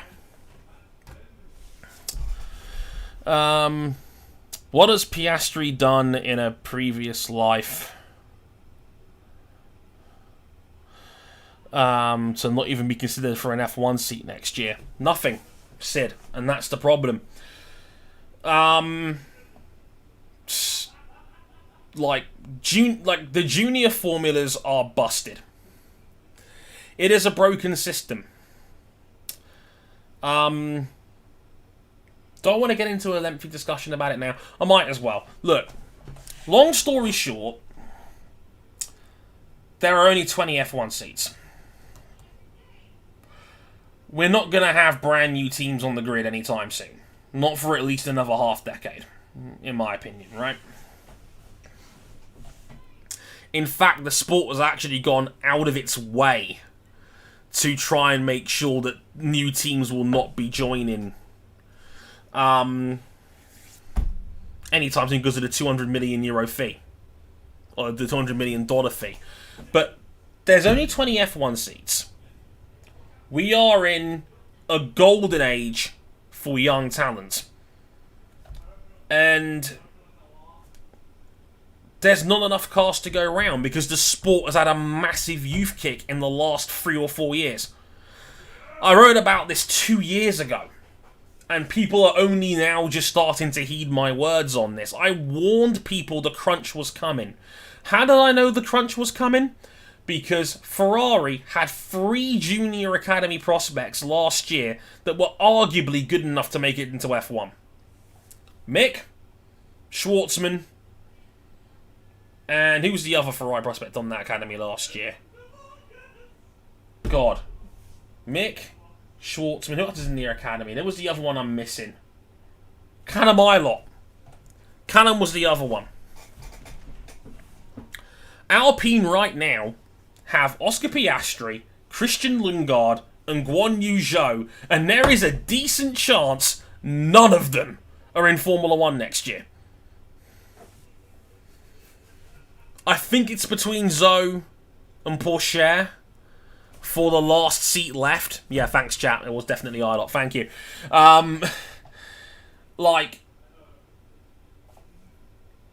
there's not enough seats to go around to cater to this.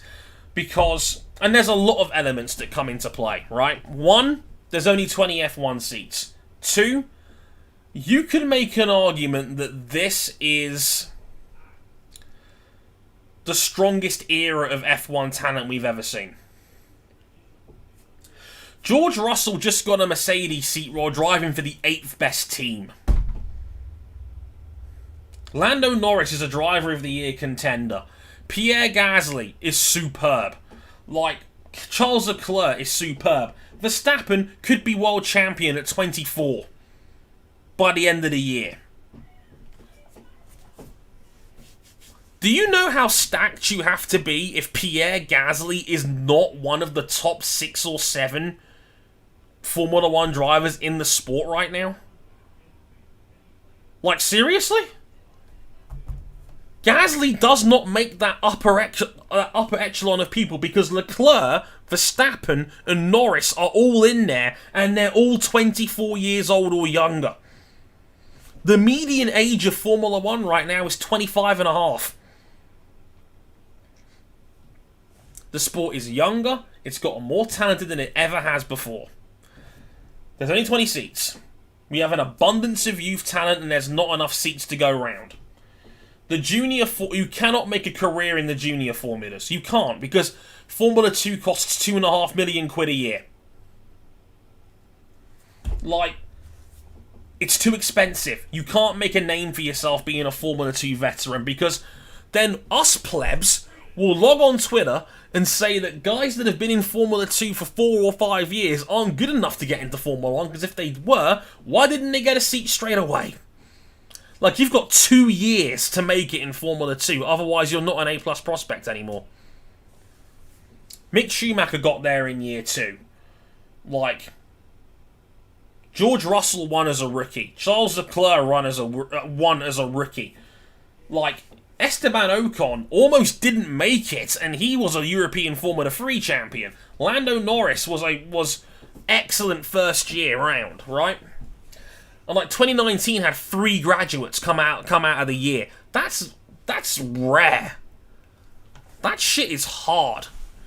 So when you factor in not enough seats, abundance of talent, too much talent, I would argue, the hoarding of drivers by academies so that they're not used against people, and then the fact that Formula 2 itself is in the middle of a price hike where seats are costing €2 million a year, north of €2 million a year, as Sophia Flores said on Twitter.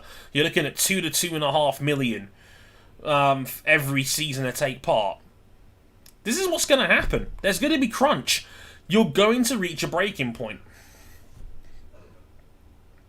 We are in October and there's only 1 seat left in Formula 1, and Theo Pourchaire, who's not a top contender in Formula 2 this year, might undercut better drivers in the field in front of him. Right now, you can make a conceivable case that Dan Ticktum is more deserving of an F1 seat than Theo Pourchaire is right now.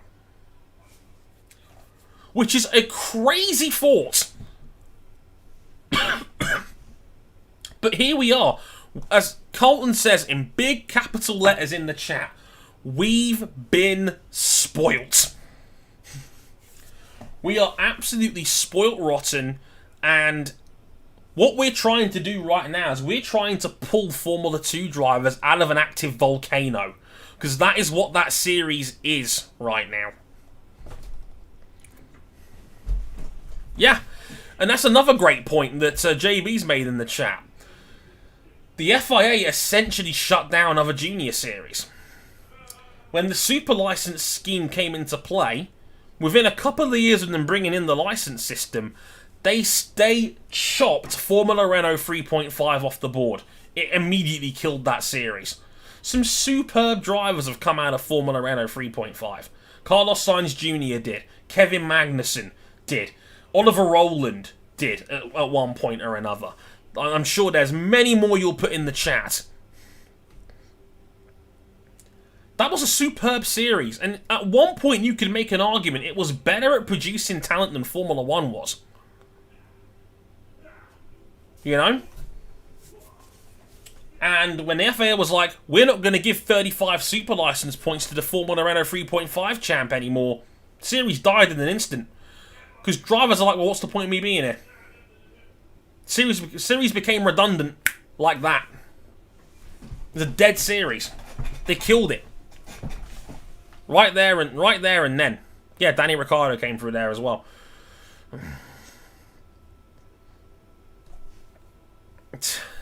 So, you know, when that situation goes down, it's a nasty combination. Thanks, Katie. Take care. Have a great weekend. But you know, there's a lot of different factors at play that have led us to this point. 4 or 5, easily. And as Sasha points out, like Indian sports cars, you know, they'll be the big winners. There you go. Robert Kubica, Guido van der Garde, Robert Wickens, Robin Frenzel came from 3.5. Yeah, great drivers. All of them. Superb drivers in many cases. Kubica, superb driver in his prime. Wickens could have won an IndyCar Series title by now if it wasn't for his accidents. Robin Frenz, again, multiple race winner in Formula E, could have easily been in Formula 1 by now. Could have been a 5-year-plus veteran by now. Didn't quite make it in. The opportunity just wasn't quite there.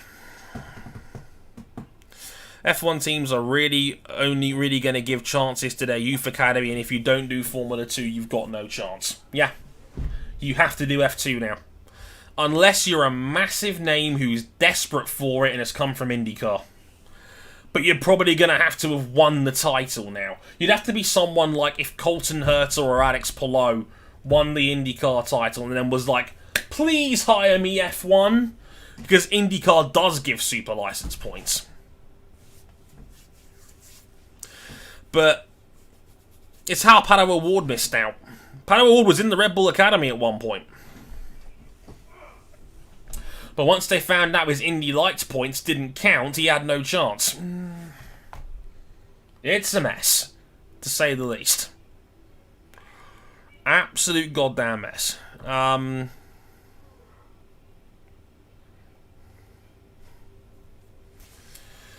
So there's a lot of factors that come into play, you know?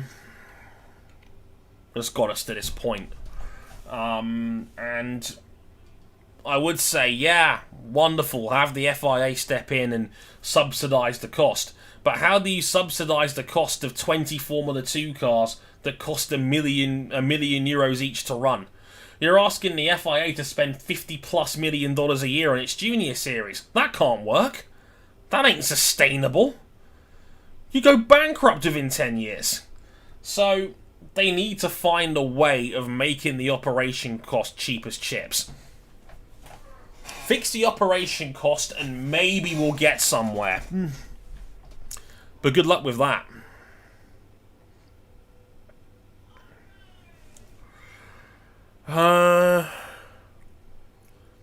No, we're not blaming Max Verstappen for this. Also, hi Vic. Hi Kelly. We're not blaming Max for this. Max jumped the queue. He's not the first guy to jump the queue, and he won't be the last guy to jump the queue. Max was in single-seaters for 1 year. Drove in European Formula 3, was beaten by Esteban Ocon, and then he basically had the 2 biggest academies in the sport fighting for his signature. He chose Red Bull over Mercedes because Red Bull could guarantee him a race seat at 17. It's as simple as that. Mercedes could not promise him a race seat because Merckx didn't have the political influence further down the grid. Red Bull had a junior team. And the rest is history.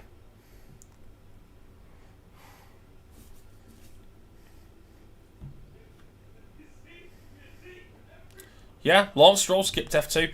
And again, I'm sure you guys in the chat will pick out other examples. If the opportunity is there and you're good enough to justify it, you'll do it. Simple as that. Yeah, series sponsors. But yeah, the thing is, John T, IndyCar's even more ruthless when it comes to money. If you ain't got money, you've had it. It's as simple as that. You have no chance in IndyCar. Formula 1 might wave the odd check off here and there, if they don't necessarily need a pay driver. IndyCar, they need the funding. Like, because especially given that all these teams now want to expand. Like, RLL is probably going 3 cars next year. Arrow McLaren wants a 3rd car.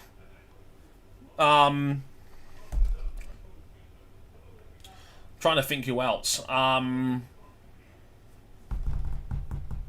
me think. Like, we're getting Juncos is back full time next year as well. Like, Vassar Sullivan could be entering as a solo team and breaking off from Dale Coyne. IndyCar could have 27, 28 cars next year.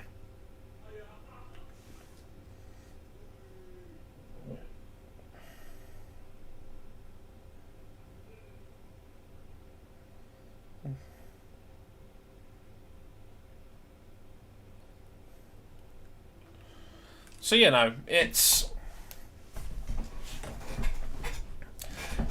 one of those things, people will jump the queues and whatnot, and, like, IndyCar is going to gain. Yeah, like, Foyt wants 3 cars as well. Thanks, JB, appreciate that. Said, I'm noticing a lot of European drivers moving to IndyCar. What does that mean for the future of the American drivers there? Who's the next big driver? They've already got it, it's Colton Herta. Like, the Americans are not starving in IndyCar, right? You could make a valid case that the best overall driver in IndyCar right now is an American, and that's Joseph Newgarden. You could form a decent argument that Newgarden is the #1 guy in IndyCar pound for pound.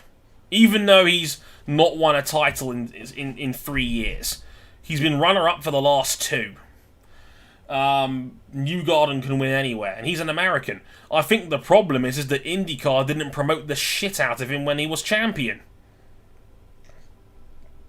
Like, Newgarden was... I made a video on this very channel talking about it. I thought Newgarden was the perfect pitch. He was the perfect poster boy American star for the series. He's fucking handsome. He's a brilliant racing driver who can win in any guise, shape or form outside of the 500. Can win on ovals, street tracks, and bona fide, you know, road courses. You know, he's funny, he's charismatic, he's great on social media, he's got his own YouTube series, he's streamed on the internet before. He captures old fans and new. I thought Newgarden was going to be the golden boy for the series, and it just didn't work out for him that way. They didn't get behind him like that.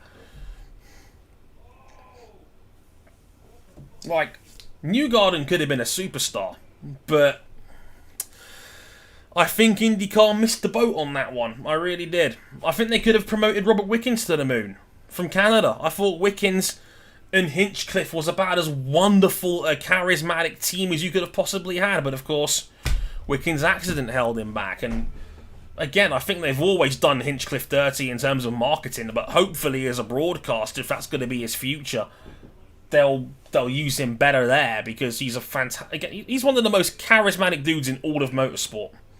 Easily. Or someone that's got actual, genuine personality, not just personality for a racing driver. The Americans have got the future. They've got Colton Herta. They'll be fine. Trust me. I know you mentioned the Europeans coming over. I think that was, I think it was Sid that mentioned that. Yeah, Sid. Like, that's the beauty of IndyCar, is that they've got 6, 7, 8 dudes who can win the title now at any given point in the year. Alex Palou was lightning in a boil. They've got Colton Herta. They've got Pato O'Ward. Like, Pato O'Ward could be huge for them, because he's a Mexican-American, and Mexico haven't got that many sporting stars. So Mexico, like, if Sergio Perez is walking proof that Mexico gets behind its own, like, massively. So a Pato Award could easily be a big deal over there, comfortably, you know. And then we're still talking about dudes like, you know, Newgarden and Scott McLaughlin. Grosjean is a huge pull, you know, to get him, because he was already liked and popular in Formula One, and now he's gone to America, and America's embraced him in the same way. Like, they've got a whole heap of potential out there still. I wouldn't worry about it at all. They've got it's IndyCar is a more globally diverse series in American motorsport than just about anything. Honestly, that'd be fine. Honestly, I'd probably put Newgarden and Dixon and a few currently occupied F1 seats over the guys in them. Hell yes, Jonty. Hell to the yes. Hell yeah, easily. Like, okay. Forgive me for a minute here, guys. I need a bathroom break. I've never done this during a hangout before, but I need to use the toilet quite badly. I don't want to end the stream just yet. Give me 2 or 3 minutes. I will be right back. Using my old Twitch background for just a second here. Be back in just a sec. Hang on. Keep the chats coming.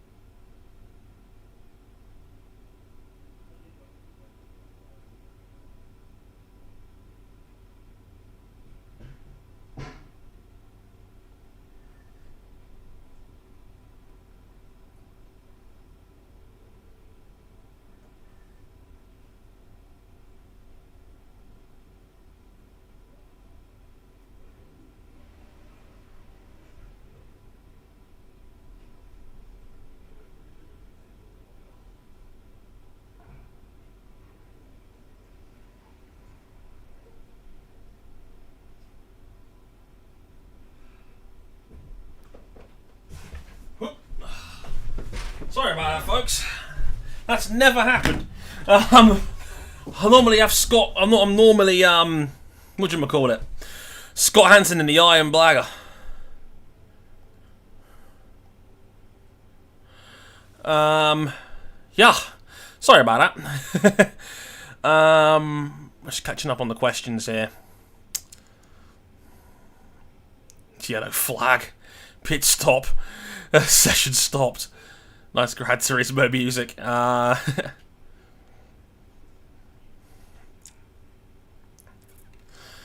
Robert Percy, if anyone crosses over from IndyCar to F1 in the next few years, it'll be O Award because of the McLaren thing.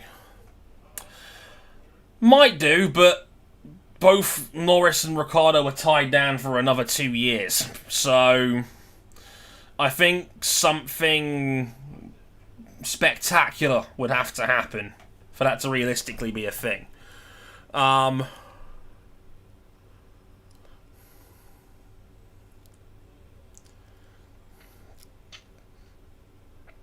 Green flag. Oh, the Monaco F1 project as well for Palou. Yeah, sure.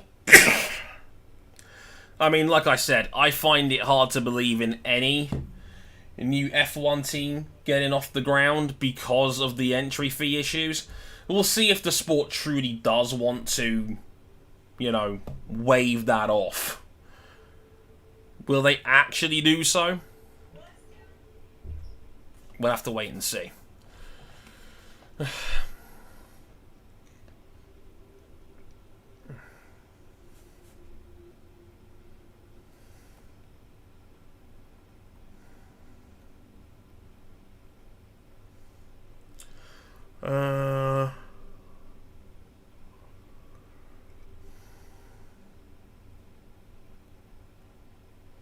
you have to wait and see. Campato replace Ricciardo possibly. I don't know how long down the line that would be. As McLaren, except for Hugo, who's a kid, they have no one else in their academy. Yeah, that's a good point. But if McLaren, right, are any good at all as a team, that are the third best team in the sport,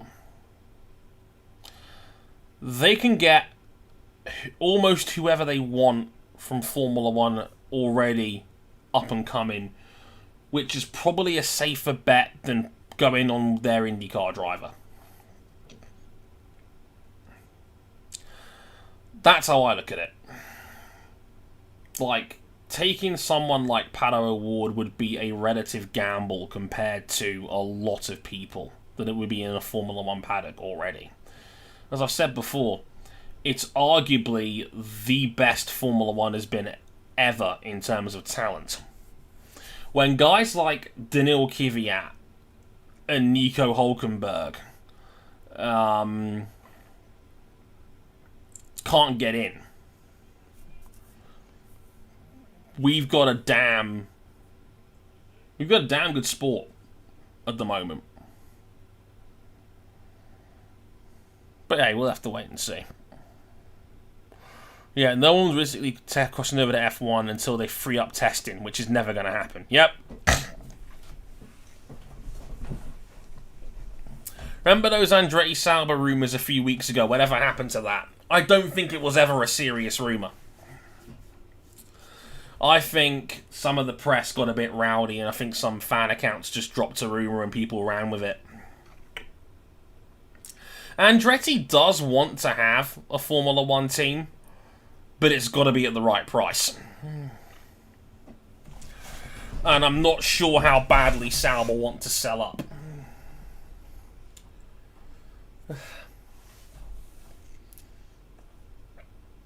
So for me, I don't think we'll see Andretti in Formula One anytime soon. The only way they could do it would be to buy out an existing team. And I don't think Sauber's selling. And I don't think they can afford to run an F1 team right now. Warwick, why did Toyota fall in F1? They ran out of money. They were spending out the nose. And then the credit crunch happened in 2008, and then that killed it off because people were trying to save money everywhere.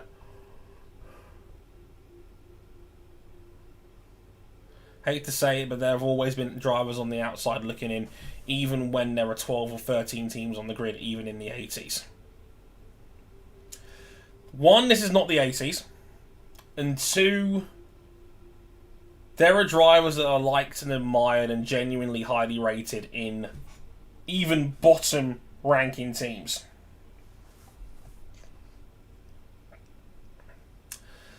Like, this is as strong a field as I've ever seen. You know, I know there's going to be guys outside. Of course there's going to be guys outside. But, like, the fact that even Formula 2's champion-elect has got no chance of a seat is alarming to me.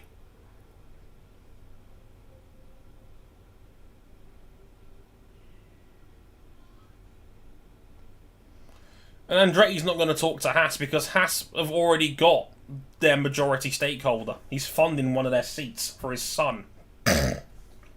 Pardon me.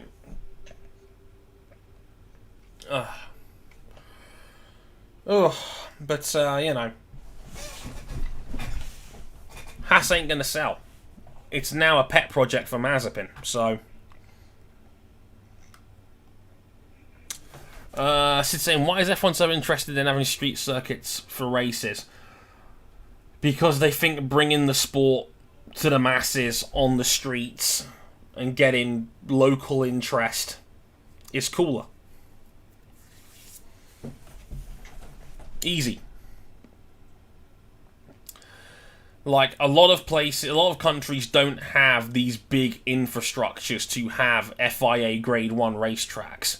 So instead, you'll just end up with street circuits because the layout's already there. You shut a few roads down for a few days. They're cheap to run. They make good money, and people will flock to the streets.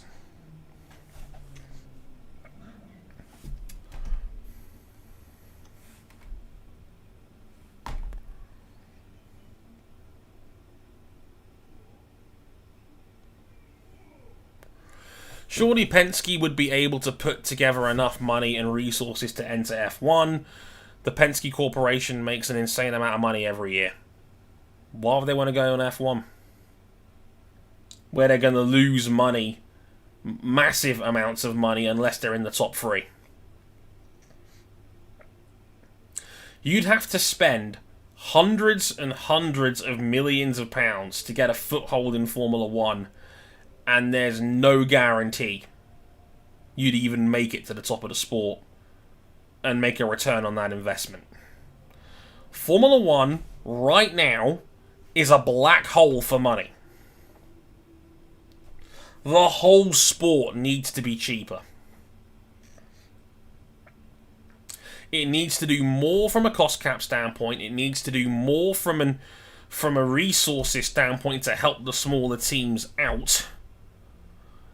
And I would argue that 100+ million quid a year is still probably too much. Because I think some of the smaller teams are going to struggle to even get to that point. Formula 1 right now is a horrible investment. You know? It's just... Unless you can guarantee top 4 results year on, year out, F1 is not a sustainable investment for your money.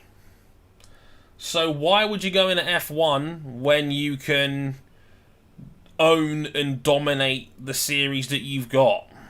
You know? And to be fair, Formula 1 is also a lot cheaper. Sorry. IndyCar, I should say, there's a lot less money involved to get to the top. It's a much cheaper series to run. And they get a whole heap of attention by being one of the frontline dudes in that series. It's exactly why Kawasaki...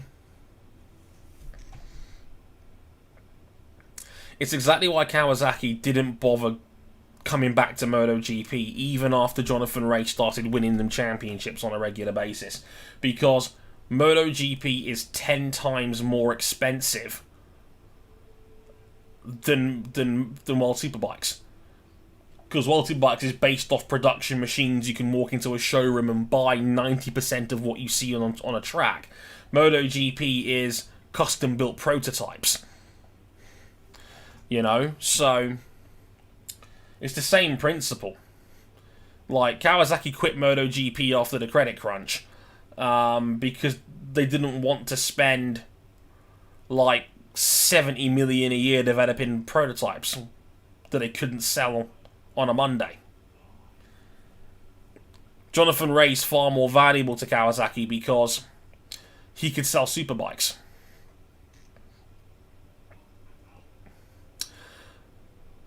JB, I think a lot of people would be interested in Formula 1 if customer cars were allowed. But we don't. So, if they could buy a car on the cheap, people would be lining up. If you allowed one-car teams and you allowed customer cars in Formula 1, there'd be people lining up to take part. Lining up to take part. Easily.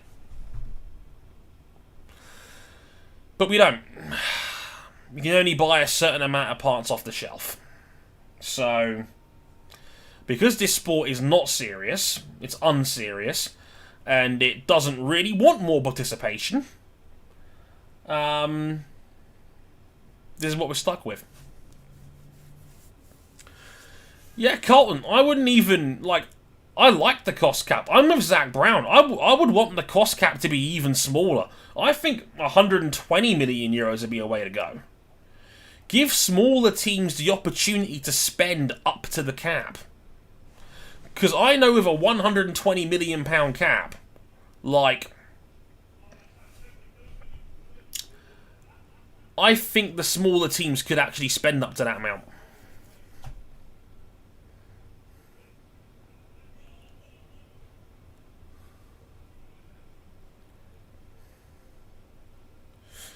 Um, 15 Regara, who, by the way, don't drop an M word ever again, by the way. You got your one warning for that.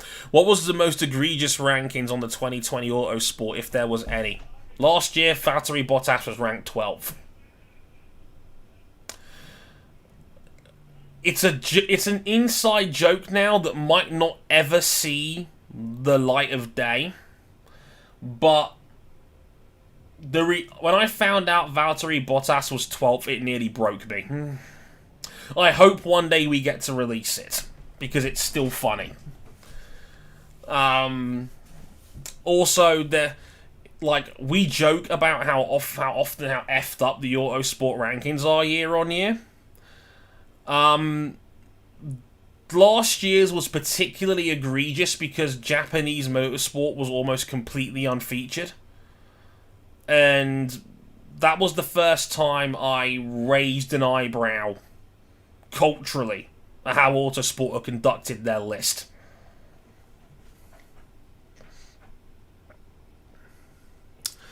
But hey, we'll see what happens in 2021 reaction-wise. People forget how expensive MotoGP is. Yeah, MotoGP is 70 million plus a year in terms of development. It is not cheap at all.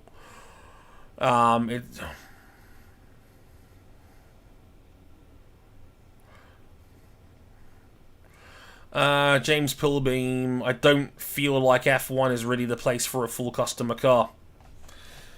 Well, fine, but what I would also say is that if you don't have a level, like, you need to look after your independence. And the reason why I say this is because in motorsport, someone has to finish in last. And in motorsport, the way the prize structure is, if we ever get to a point where we have more than 10 teams again, team number 11 doesn't get prize money. So, if you want more cars in the sport, maybe do something that would encourage participation.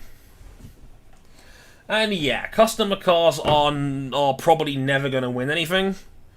But if you have a better, more competitive sport, that's objectively a good thing. Yeah, Andretti would absolutely jump at being in F1 if there was customer cars. Tony, totally agreed.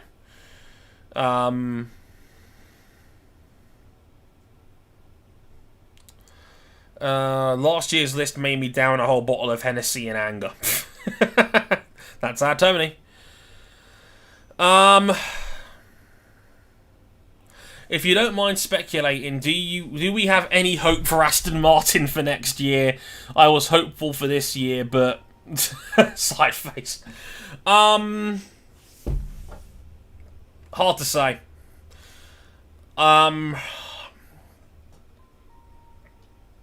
I thought they had a reasonable chance for top 3.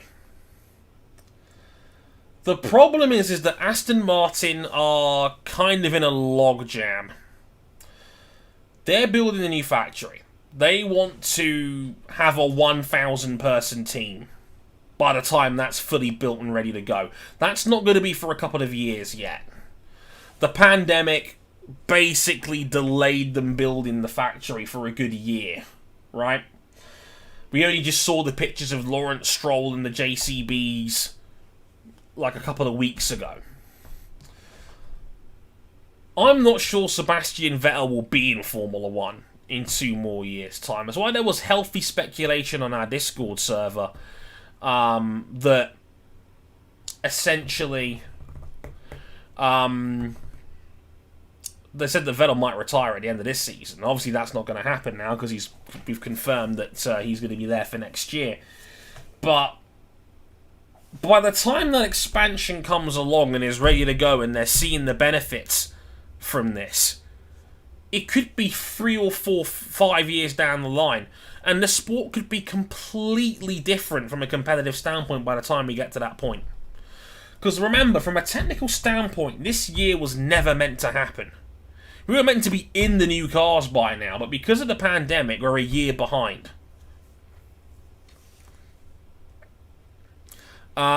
So, I don't know. It's hard to say. And going into a year which is going to have a brand new set of cars, it is very, very hard to even speculate as to what could happen. Like, for example, 2013 Williams was shit. 2014, they built a really good hybrid and was challenging for wins. Like, if you nail a set of regulations, there's a good spot for you. We just don't know that. We don't know what ideas Aston Martin are going to bring to the table, what Martin Whitmarsh is going to bring to the table now he's a part of the team as well. I mean, who knows? Your guess is as good as mine on that one. So, it's good. It's hard to even guess on that standpoint. Like, so for me, right now, just getting back in the top 5 would be great. This has been a really bad year for Aston Martin. Like, this is like they were challenging. They would have had 3rd last year if it wasn't for the illegal brakes. They were challenging Mclaren for the bronze medal again, and they were just short. And now they're in the fight with Toro Rosso and Alpine, and they're losing that fight.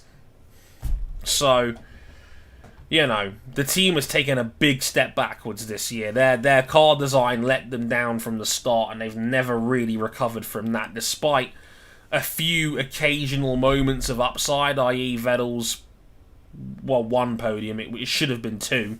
But again, that was a reliability goof up that cost him dearly on that one.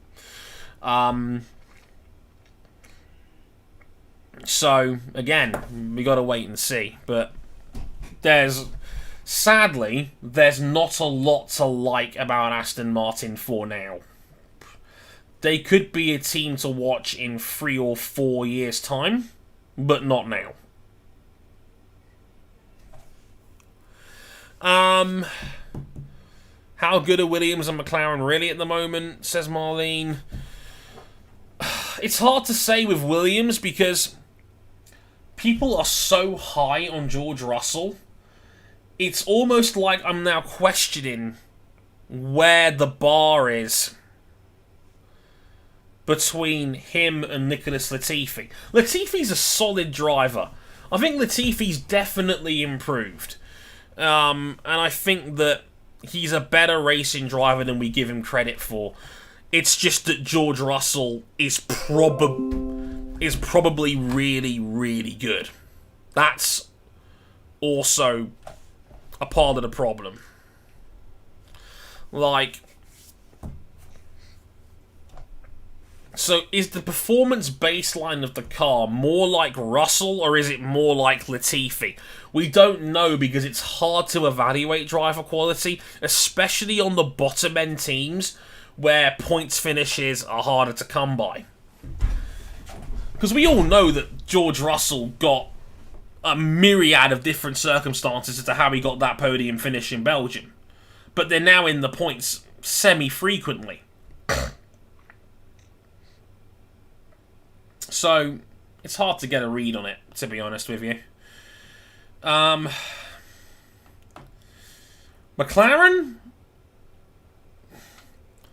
McLaren, I think, are the best of the rest. Like, McLaren, I think, are now definitely the third best team. I think they're better than Ferrari. I think Lando Norris is arguably driver of the year.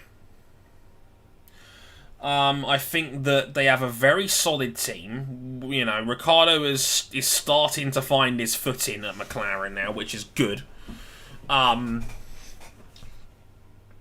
They're still significantly off where they want to be. Look, they want to be challenging the big two. They definitely want to be challenging Red Bull and Mercedes, but they're not there yet. They're still probably about half a second away from where they really want to be, where they're regularly challenging those two teams for poles and wins. But they are the team that is in prime position to capitalise if the big two have a bad day. We saw that at Monza with Hamilton and Verstappen taking each other out, Bottas starting from the back and Perez being mid. Like, that was a race where everything had to go right. And Sochi, again, was a race where, again, circumstances gave them the upper hand because Norris got to start from pole and Hamilton had to start from fourth. He lost ground at the start line and then got caught in traffic for half the race. He had to overcut the field to get into play, basically. And that cost him half the race and that cost him time to work on Lando Norris. But it didn't matter because the rain came down at the end. So, you know. And yeah, like you guys mentioned, Latifi's not bad. Honestly, he's genuinely taken a step up. He's absolutely running closer to George now. I used to throw shade at Latifi all the time. He's genuinely improved as time has gone on. Enough to where I can say, yeah, fine, keep him. And I got no problem with him staying now. More than here for that.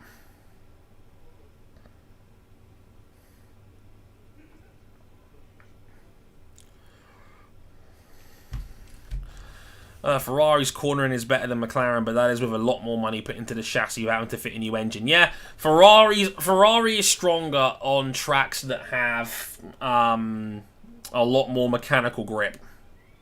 Definitely. So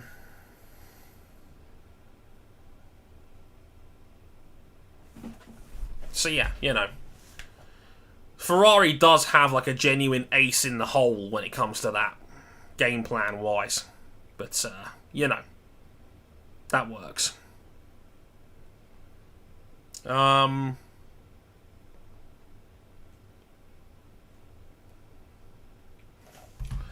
have a look. Let's say another 10 minutes or so. So if anyone's got any quick fire questions, send them in now. Forever hold your peace while I check my phone because one of my mates is texting me from work.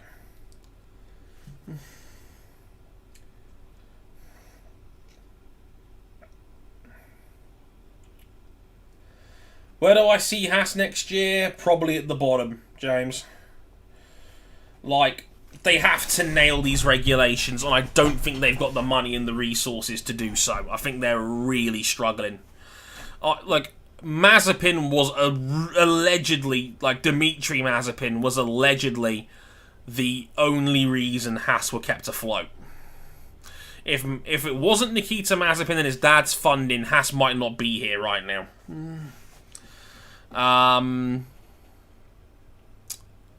Quick here. What colour would you make your F1 car? Good question. Naomi. I like baby blue. It's my favourite colour. So I would probably have it like that, like Benetton did back in the day. So that's probably my answer. Purple wouldn't be bad either. I do like purple. But like more like a lilac purple. I like that colour as well. Motorsport fanboy. Okay, who do you think will win MotoGP at Kota?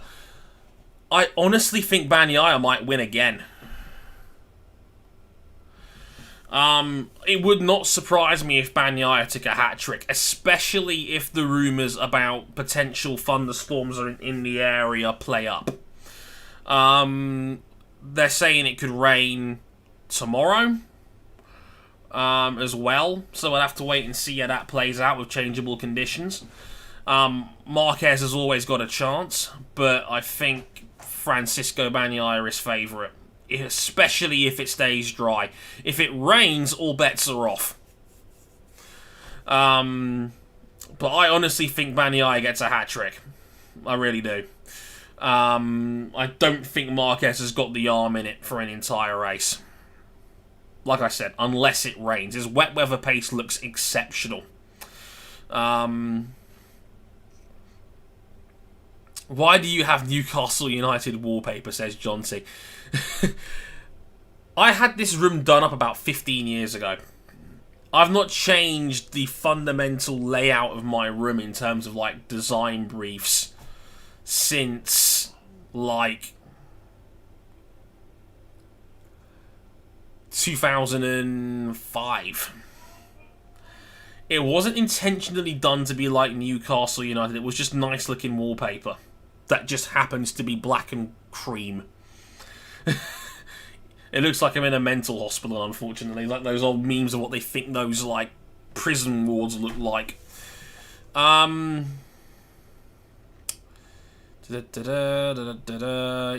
answered that question, Sid. Not enjoying Ronaldo's return. Can you see Raikkonen doing any racing at all next year? Yeah, probably. Don't know what, though. I don't know what would appeal to him. Like, honestly, because, like, Kimi is so enigmatic as a person that he could roll up racing a lawnmower and it wouldn't surprise me. Or he's trying to race snowmobiles or something. Like, Kimi's just such an enigma that I don't know what he could potentially run or not run. You know, that's just Kimi. That's who he is. And that's part of the charm of it, really. Which Ferrari driver has been better? Charles Leclerc.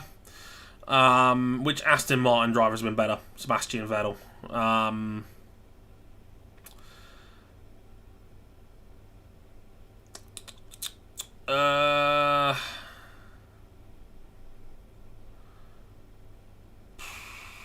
Do you miss Casey Stoner in MotoGP, says Warwick?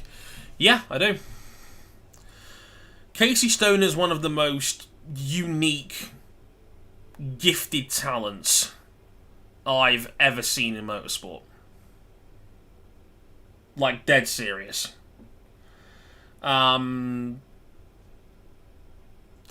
The fact he came out of Australia and dirt tracking, just for sheer unreal breakneck speed. There are very, very few riders ever like Casey Stoner. And he was the only one who could make that awful Desmond Deshi Ducati back in the day work. He's a freak. An absolute monster. It's no coincidence that as soon as he went to a Honda team in 2011, the first year he got there, he spanked the field. Like, because he finally got on a bike that was worth a damn. He was lining in a bottle. It was back when the Desmond Deshi didn't completely suck and he had 6 miles an hour on the field. That bike couldn't turn to save its life, but it had such breakneck speed and Stoner was able to mitigate it by sliding the ever-holy shit out of it that he was able to win races. It is a crying shame that he never was able to fulfill his full potential in MotoGP. He was in and out by the time he was 27 years. Like Stoner's retirement is a sad one because it wasn't all rider related. I mean, the man was sick for a good season. You know, Ducati thought he was lactose intolerant. He wasn't. He had chronic fatigue. You know, which just makes his career all the more sadder now you look back at it. He hated the media. He like so much that, you know, he didn't like doing... He wanted to ride a bike. He didn't want to do all the press and the PR work that came with riding a bike. You know? He didn't want to be... He wanted to be the guy in MotoGP. He was never going to be the guy because of Valentino Rossi. And he didn't like the PR work. And I think... he didn't like the direction the sport was going in. He wanted the sport to stay on 4 strokes as they were moving towards prototypes. He wanted to race 4 strokes. The sport's direction went away from the sort of riding that he liked. And I think ultimately he just fell out of love with the sport. And to retire and be prepared to walk away from that at 27 is a remarkably brave thing to do. It was years ahead of its time. And, you know, I'm sure there was some mental health factor in all of that we just didn't talk about in 2012. But the man was disgustingly fast. Fun fact, some of his fastest sectors in race trim while qualifying was on his warm-up laps. I can't ever remember a rider who was so fast but also had a complete lack of a fear of failure. He was a monster in that regard. Seriously. They don't make him like that anymore. Freak talent. Complete freak talent. I do miss Casey a lot. I like to think that we got the reincarnation of Casey anyway via Marc Marquez. Another uniquely gifted, extremely talented guy who essentially rewrote the rulebook on how to ride a motorcycle. You know? So I'm just sad as a biking fan we never got Stoner and Marquez as teammates. We would have done in 2013 if it wasn't for Stoner's sudden retirement. They were going to sack Pedrosa for him. And it just didn't work out in the end. The timing for Marquez was perfect because Honda thought he was a freak.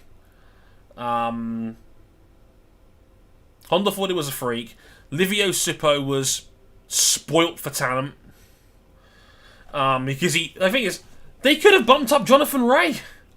Jonathan Rea was promised a Honda seat in MotoGP by Livio Suppo, who was running the team at the time, but couldn't do it because he had too much talent. He was like, Jonathan Rea was the 4th man in the pecking order for Honda behind Marc Marquez, Danny Pedrosa, and Casey Stoner in going into 2013. And Jonathan Rea was the only man who could win in World Superbikes on a Honda.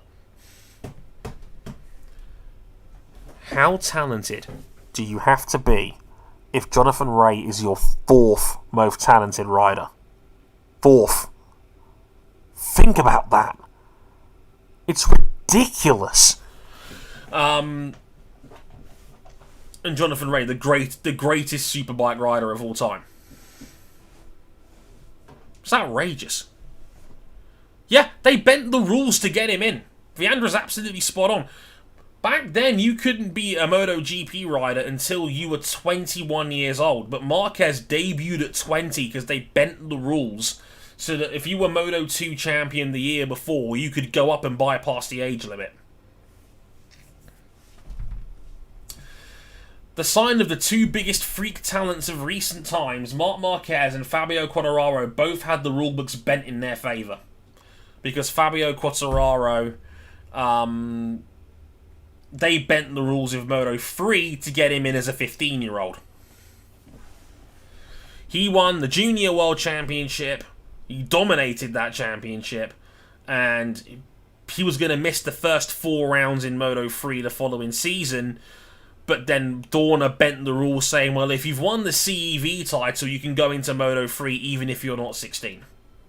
Which was the minimum age limit in Moto 3 at the time. Still is to this day, actually.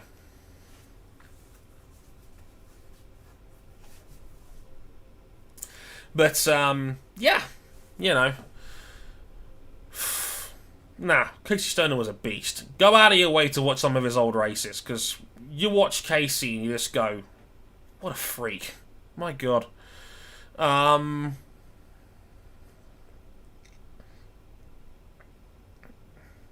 Yeah. They had 4 aliens. Yeah. Honda had 4 aliens in their seat, in their setup in 2012, 2013.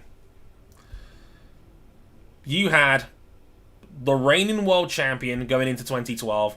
You had the greatest rider to never win a MotoGP top flight title.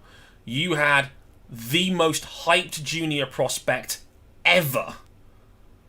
Probably the best intermediate rider or below since Max Biaggi, and that was Marc Marquez. And you had a guy that would become the greatest superbike rider of all time. And the only man who could win on a Fireblade. That was their fleet going into 2012. Yeah. 2013 was meant to be the dream team season. But I would say, Warwick, look at 2011. 2011 had, like, it had the 2011. They had a free bike team that year, and their free bike team was Casey Stoner, Danny Pedrosa, and Andrea Dovizioso. Before the Dovi we now know him as today. If you want the Honda Dream Team, it probably looks something like that.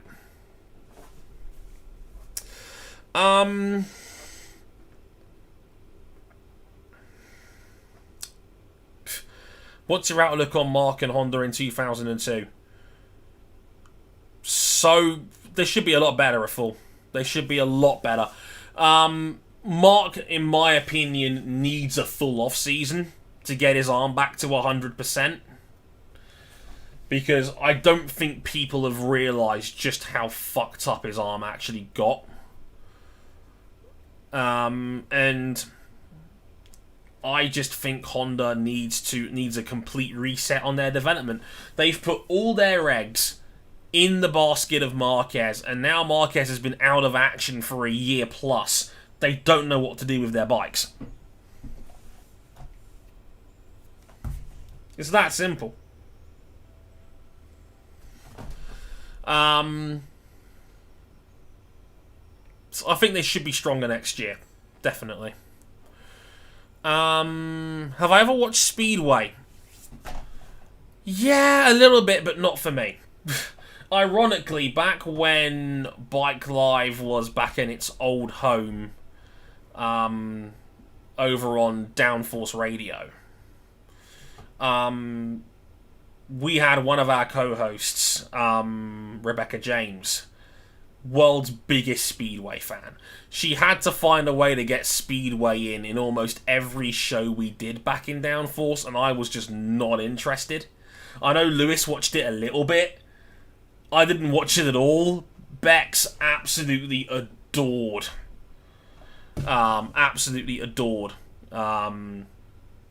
Speedway. But never really got into it. I respect it. I know it takes an insane amount of talent. And I know that, like, it's fun to watch. I've just never got around to sitting down and watching it properly. I think it's alright. I respect it. I just haven't got a lot of time to watch it. Yeah, James, Marquez had a huge accident at the first round of the 2020 season last year, James. He put a wheel on the white paint at Jerez and broke his arm. That wouldn't normally be a deal breaker, but he tried to race on a broken arm 5 days later. He couldn't do it. He pulled out of the weekend. he had to operate on the broken arm, and then he broke it again, opening a door in his house. So he needed a second operation on the arm, and then when he operated on it the second time round, I think the bone fragment they used to fix his arm got infected, so they had to open up a third time and clean it up again. So it wasn't just the arm break, it was 2 further surgeries where they had to put a big plate in his arm, and then a piece of bone got infected. So he had to have 3 separate operations on that broken arm. An injury that would probably put you out normally for maybe 6 or 8 weeks. He ended up being out for the entire 2020 season. I think if he really wanted to, he could have raced at the end of 2020, but just didn't make any sense. He had nothing to compete for.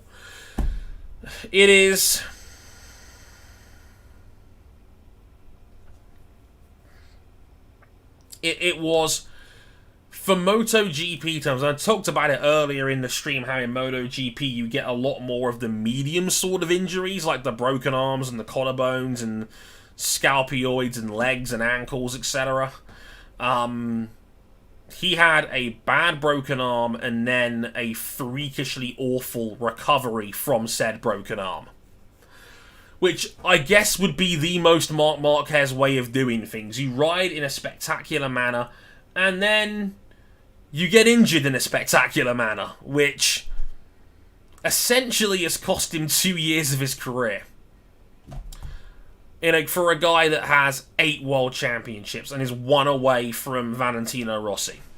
A guy that almost certainly would have challenged for the world championship last year, and, was out of contention this year because he couldn't get back to full fitness, or anywhere near full fitness early enough. So yeah,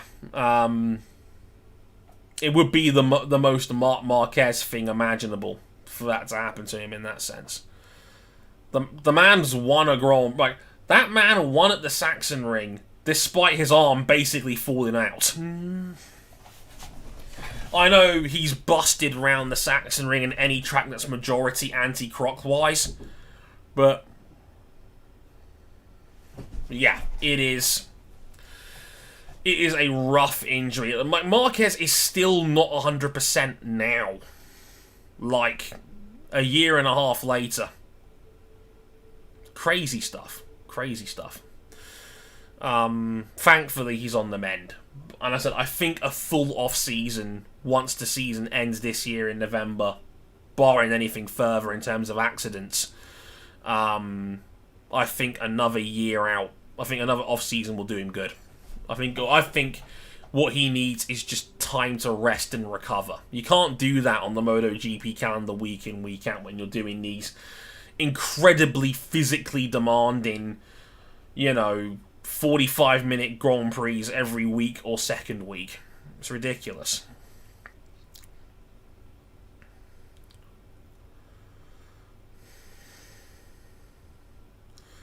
Yeah.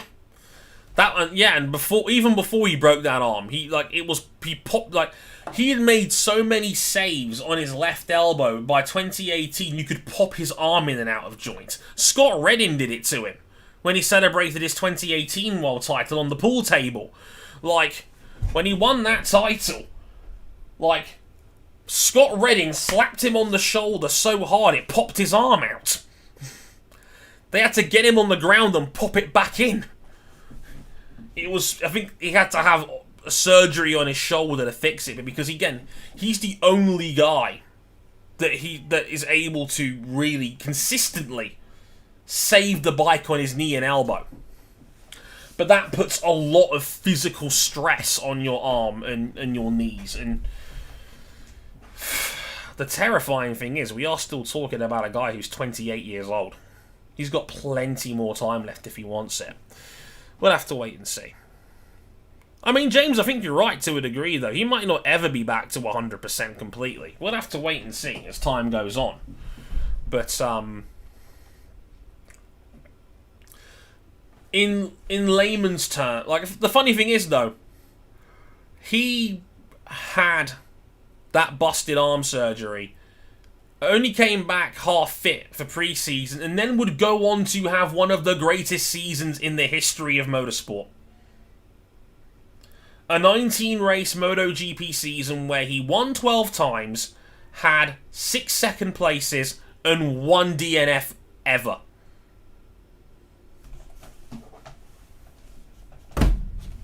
He shattered the all-time MotoGP points record. He had more points per race than Lorenzo did in 2010 when he dominated that season.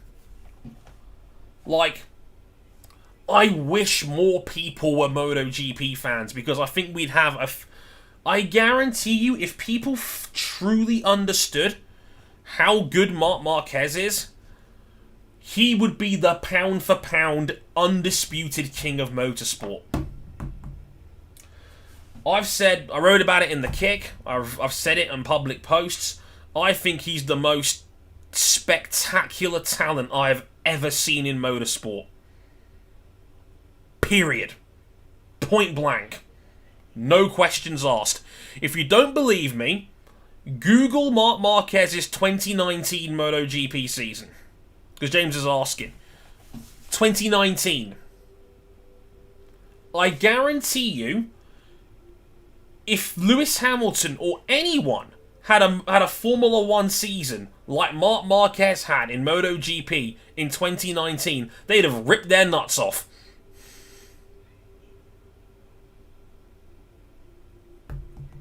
Guaranteed. It was otherworldly. He was... And you know what's even crazier? The 1 DNF was a technical problem. His engine braking failed. And that was at Kota, a race where he was invincible until that day. Of the 5 previous attempts, of the 6 previous attempts, he'd won all 6 of them at Kota.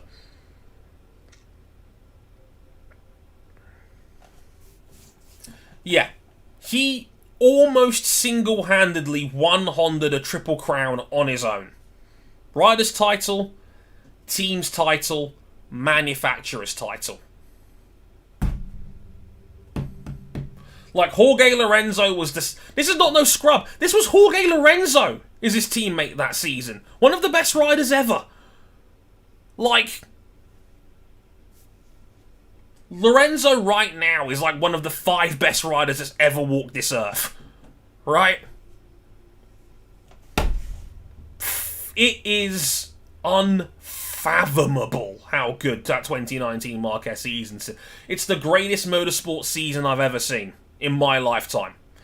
Like, it's up there with the best of Mick Doohan.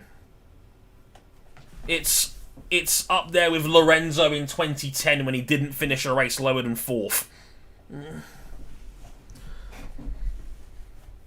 And the crazy thing is that people are like saying, oh, it's like Vettel in 2013 second half. That wasn't even the craziest thing that Marquez did ever. Like, Google Marc Marquez's 2014 season and look how that season played out. He fell off in the second half of that season. But Marc Marquez in 2014 won the first 10 rounds in a row. And there was wet races in there. There was head-to-head dogfights in there. There was a flag-to-flag race in that streak, I'm sure. But Marquez won 10 on the bounce. Again, unfathomable. In Formula 1, we wouldn't take that seriously because it was like, best car, innit? Vettel had the best car. Doesn't count. Because we don't talk enough about Vettel's 2013. Or his 2011, where he was just ridiculous. It's one of the most underrated stats I've ever seen. Like Vettel's 2011, where he had 15 pole positions. 15!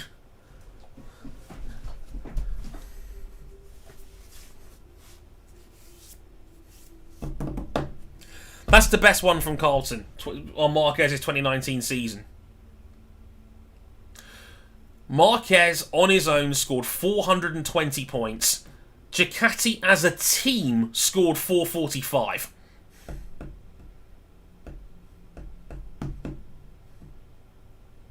It's why I've said to people before, if you said to me that Marc Marquez is the greatest rider of all time,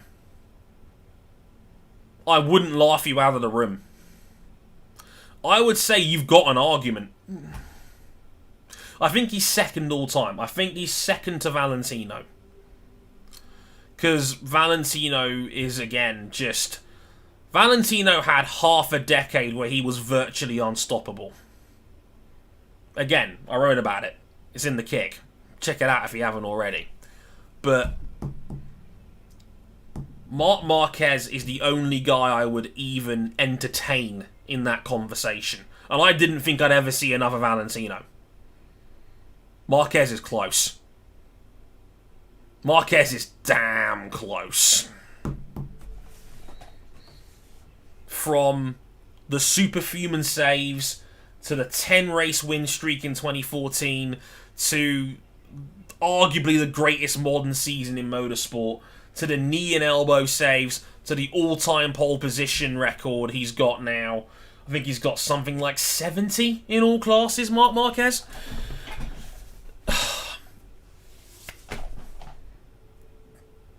He's a monster. Marc Marquez is the sort of guy you would artificially create in a lab. Honestly. Like, I know people don't like dominance, and I know that people want to see titles be competitive, and it goes round, and I know people were very excited about Joan Mir winning the title last year, and the competitive nature of, you know, of motorsport in general. We want close fights and all of that, and I completely get that.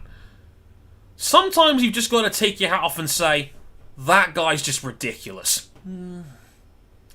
Sometimes you just got to say, you know what, that guy is just the best in the world, and there is nothing you can do about that. It's as simple as that. And Marquez is that dude. Marquez is a video game turned real.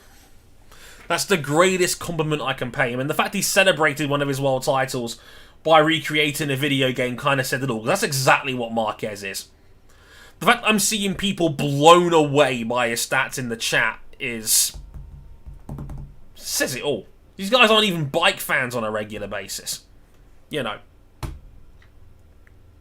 Naomi, you're one of the good ones. I admire dominance sometimes too. And look, to a degree, we all do. Look at Lewis Hamilton. He's the most popular guy we've ever had in Formula 1, and he's not had a title contender since 2016. You know. It's to be admired. And I think the majority of people do when it's all said and done. But I think in the moment we often play it down, you know. Porsche or Piastri, says Luke. Piastri, definitely. Porsche, I think another year of Porsche wouldn't hurt either. Oh, Sid saying, I've just seen 2003 Rossi. Yeah, I'm glad somebody pulled that up as well. Like, again, Valentino Rossi was a monster. People don't talk about Rossi in 03. Rossi 03, he finished the entire season on the podium. His 2003 season, he did not finish off the podium. Yeah. Just outrageous. Like, I read it in the book, but I'll spoil a little bit for you. Hang on. This is a little treat before I get out of here. Because I still have some spare copies in it. Some editor's copies that I got. Just in case. There it is. I don't know if you can see it here. But I mentioned, to put it into perspective, on the next page is a breakdown of the win count by rider of those 5 years of dominance between 2001 and 2005. You can see the list of all the winners there. Tori Okara had 1, Nicky Hayden had 1, Tamada, Melandri, Caparossi, Alex Barros, Max Biaggi and Gibernau. Everyone but Valentino Rossi combined won 30 races in that 5-year period. Valentino Rossi won 51 out of 81 races over a 5-year span. Over 60% of the Grand Prix in a 5-year period. And he smoked everybody in that time period. Bax Biaggi, Sete Gibernau, Toru Yukawa, Marco Melandri, Loris Capirossi, Alex Barros. It didn't matter who you put up against him. Valentino Rossi turned them all into pillars of salt.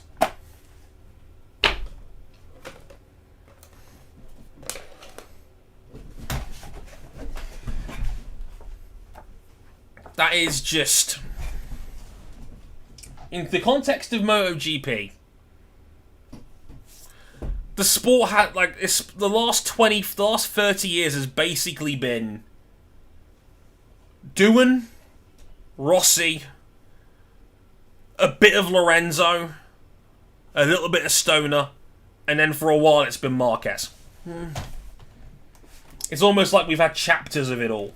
It's kind of crazy.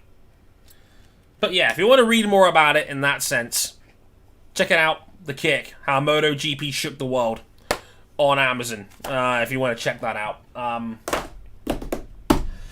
If you even want, I've still got a few edited editions here. If you really, really want one, like, donate 15 quid to a charity of your choice and I'll send you a signed copy. No problem at all. You know, I've got like 6 or 7 left in my wardrobe, and I'd like to see it go to some good causes. So, there's a deal from me. If I get proof you've donated 15 quid to a decent charity, I'll send you a signed copy of The Kick. Or you can go on Patreon, if you like as well. Patreon.com/Motorsport101. There's an option for it there as well. Or if you just want to buy the book, it's on Amazon for a tenner. You know, it's not a big read. It's only about 120 pages, but it's made with love and passion. And if you like me talking, just imagine reading it in my voice. Apparently a lot of people did like doing that. And, you know, some people said they even wanted an audiobook version. And I might actually go out of my way to do that as well. Because I don't know if I've got the voice for it, but it's something I'm considering doing. I might just stick it on Audacity. Or something like that. It's something I would consider doing. But I'm very proud of this. It's my baby in that sense. And the people that I know that have picked it up have really enjoyed it, which is the best thing I could possibly ever imagine. God, I've gone on for like nearly half an hour longer than I wanted to. I was going to get out of here at past. It's now 9:50. So, yeah, you know, it's, I think I've outstayed my welcome, to say the least. But I hope you guys really enjoyed it. Good news, I'll let you in on a little secret from me, because you've been tuned, some of you have been here for nearly 3 hours now. There'll be 2 episodes of Motorsport 101 next week. There will be separate episodes for Formula 1 in Russia and for IndyCar's season finale in Long Beach and Alex Palou's championship. Yeah, there'll be 2 episodes next week, so you can look forward to that. We had a lot of fun recording those 2 episodes. Russia was a fascinating race with a lot to talk about, and we honestly gush over Alex Palou, and quite rightly so, because that is, let's put it to you this way. If Alex Palou doesn't win the Motorsport 101 award for Athlete of the Year, I might have to fight someone. He might be our first IndyCar winner. It would not surprise me at this point. Yeah, we'll get to that in December. But, yeah. Oh, you guys are so kind in the comments. I find your voice soothing. I'm like, Naomi, come marry me. Oh, that's too sweet. That's incredibly kind of you. Honestly, as a guy that got picked on in school for my accent, it's so sweet to know that people genuinely like it and like hearing me talk, and you know, people are like, the greatest compliment I got told when I was writing the kick and when people bought it was that they imagined reading it in my voice. And that's one of the sweetest compliments I've ever had. And it was lovely. So thank you, Naomi, and thanks everybody for that. I did read the very kind words there. Jeez, it's very you have got the voice for it because you write in your personality. It's how it should be. That's wonderful. That's like the best compliment I can get. Like, I want my personality to come across in any of the work that I do, especially in my writing, because like my writing, like, I've really enjoyed my writing lately. I don't have to plug myself a little bit too much before I get out of here. But if you've been reading my work lately, I've really, I think I'm in as good of form as I've ever been writing-wise. Like, the scripts for the show, you don't get to see them. I should probably put them up on Patreon at some point. But I write all the scripts for the show. All the descriptions for the episodes are me. And all the blog section recently has been me, So, talking about Italy, talking about Silverstone, talking about the Dutch Grand Prix and IndyCar. Like, I really enjoyed doing the IndyCar one, talking about Laguna Seca and Grosjean and Herta. Really enjoyed that. So I'm glad it's going noticed. That's the most important thing. And yeah, I'm very flattered for all the kind words. If you haven't already, we didn't really talk about it very much on the show tonight. But I did actually review Schumacher that hit Netflix a couple of weeks ago. There's a full review of that now up on the website motorsport101.com. Just check the blog section. There's a review from me on what I thought of Schumacher. Long story short, definitely enjoyed it. It was a good watch. You might be a little bit underwhelmed if you know a lot about Schumacher's career already, but I guess that could also apply to a lot of docufilms and whatnot. But overall, I think there's certainly something for everybody. Look, Jonty, send me your shit, honestly. Like, if you ever want a second opinion on anything that you want to put out there, just DM me. I will find the time to read it, because, look, I don't claim to be a great writer, but, I will always try and help people out where I can, because I want people to put their words out there. Knowledge and information for me is always best shared. It makes everybody better. So if I can contribute to that in some small way, then I can do that. So, yeah, if you haven't already, like John T, send me a shit. I'm more than prepared to read and listen to it.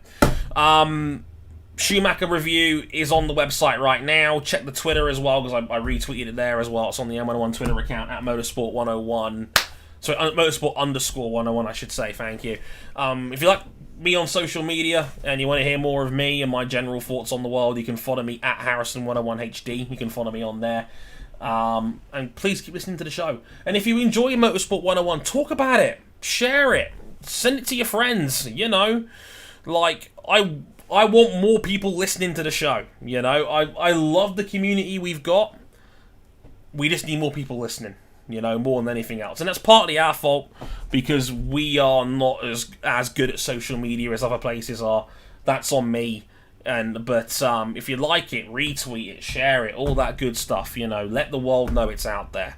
But thank you to everyone that's tuned in. It's been nearly 3 hours, my God.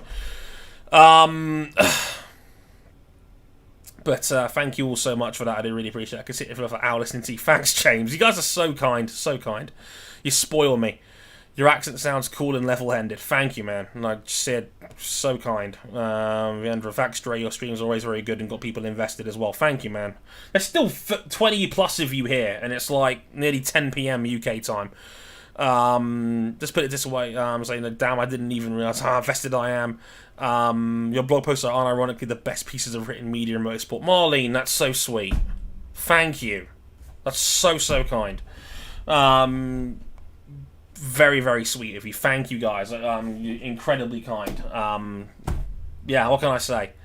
Best audience like I could ask for. You spoil me, all of you. But yeah, I'm going to get out of here. Thank you all so much for watching. Do really, really appreciate it. Love tonight. Thank you all so much for watching, as always. Do really appreciate it. Leave a like, subscribe if you haven't already. Like I said, 2 episodes next week. You can look forward to that on social media when the time comes. But yeah, thank you all so much for watching. I'll see you around on social media as always, and hopefully I'll be back sometime, probably towards the end of the month in November, for another one of these. Thank you all so much. Thank you, and yeah, enjoy the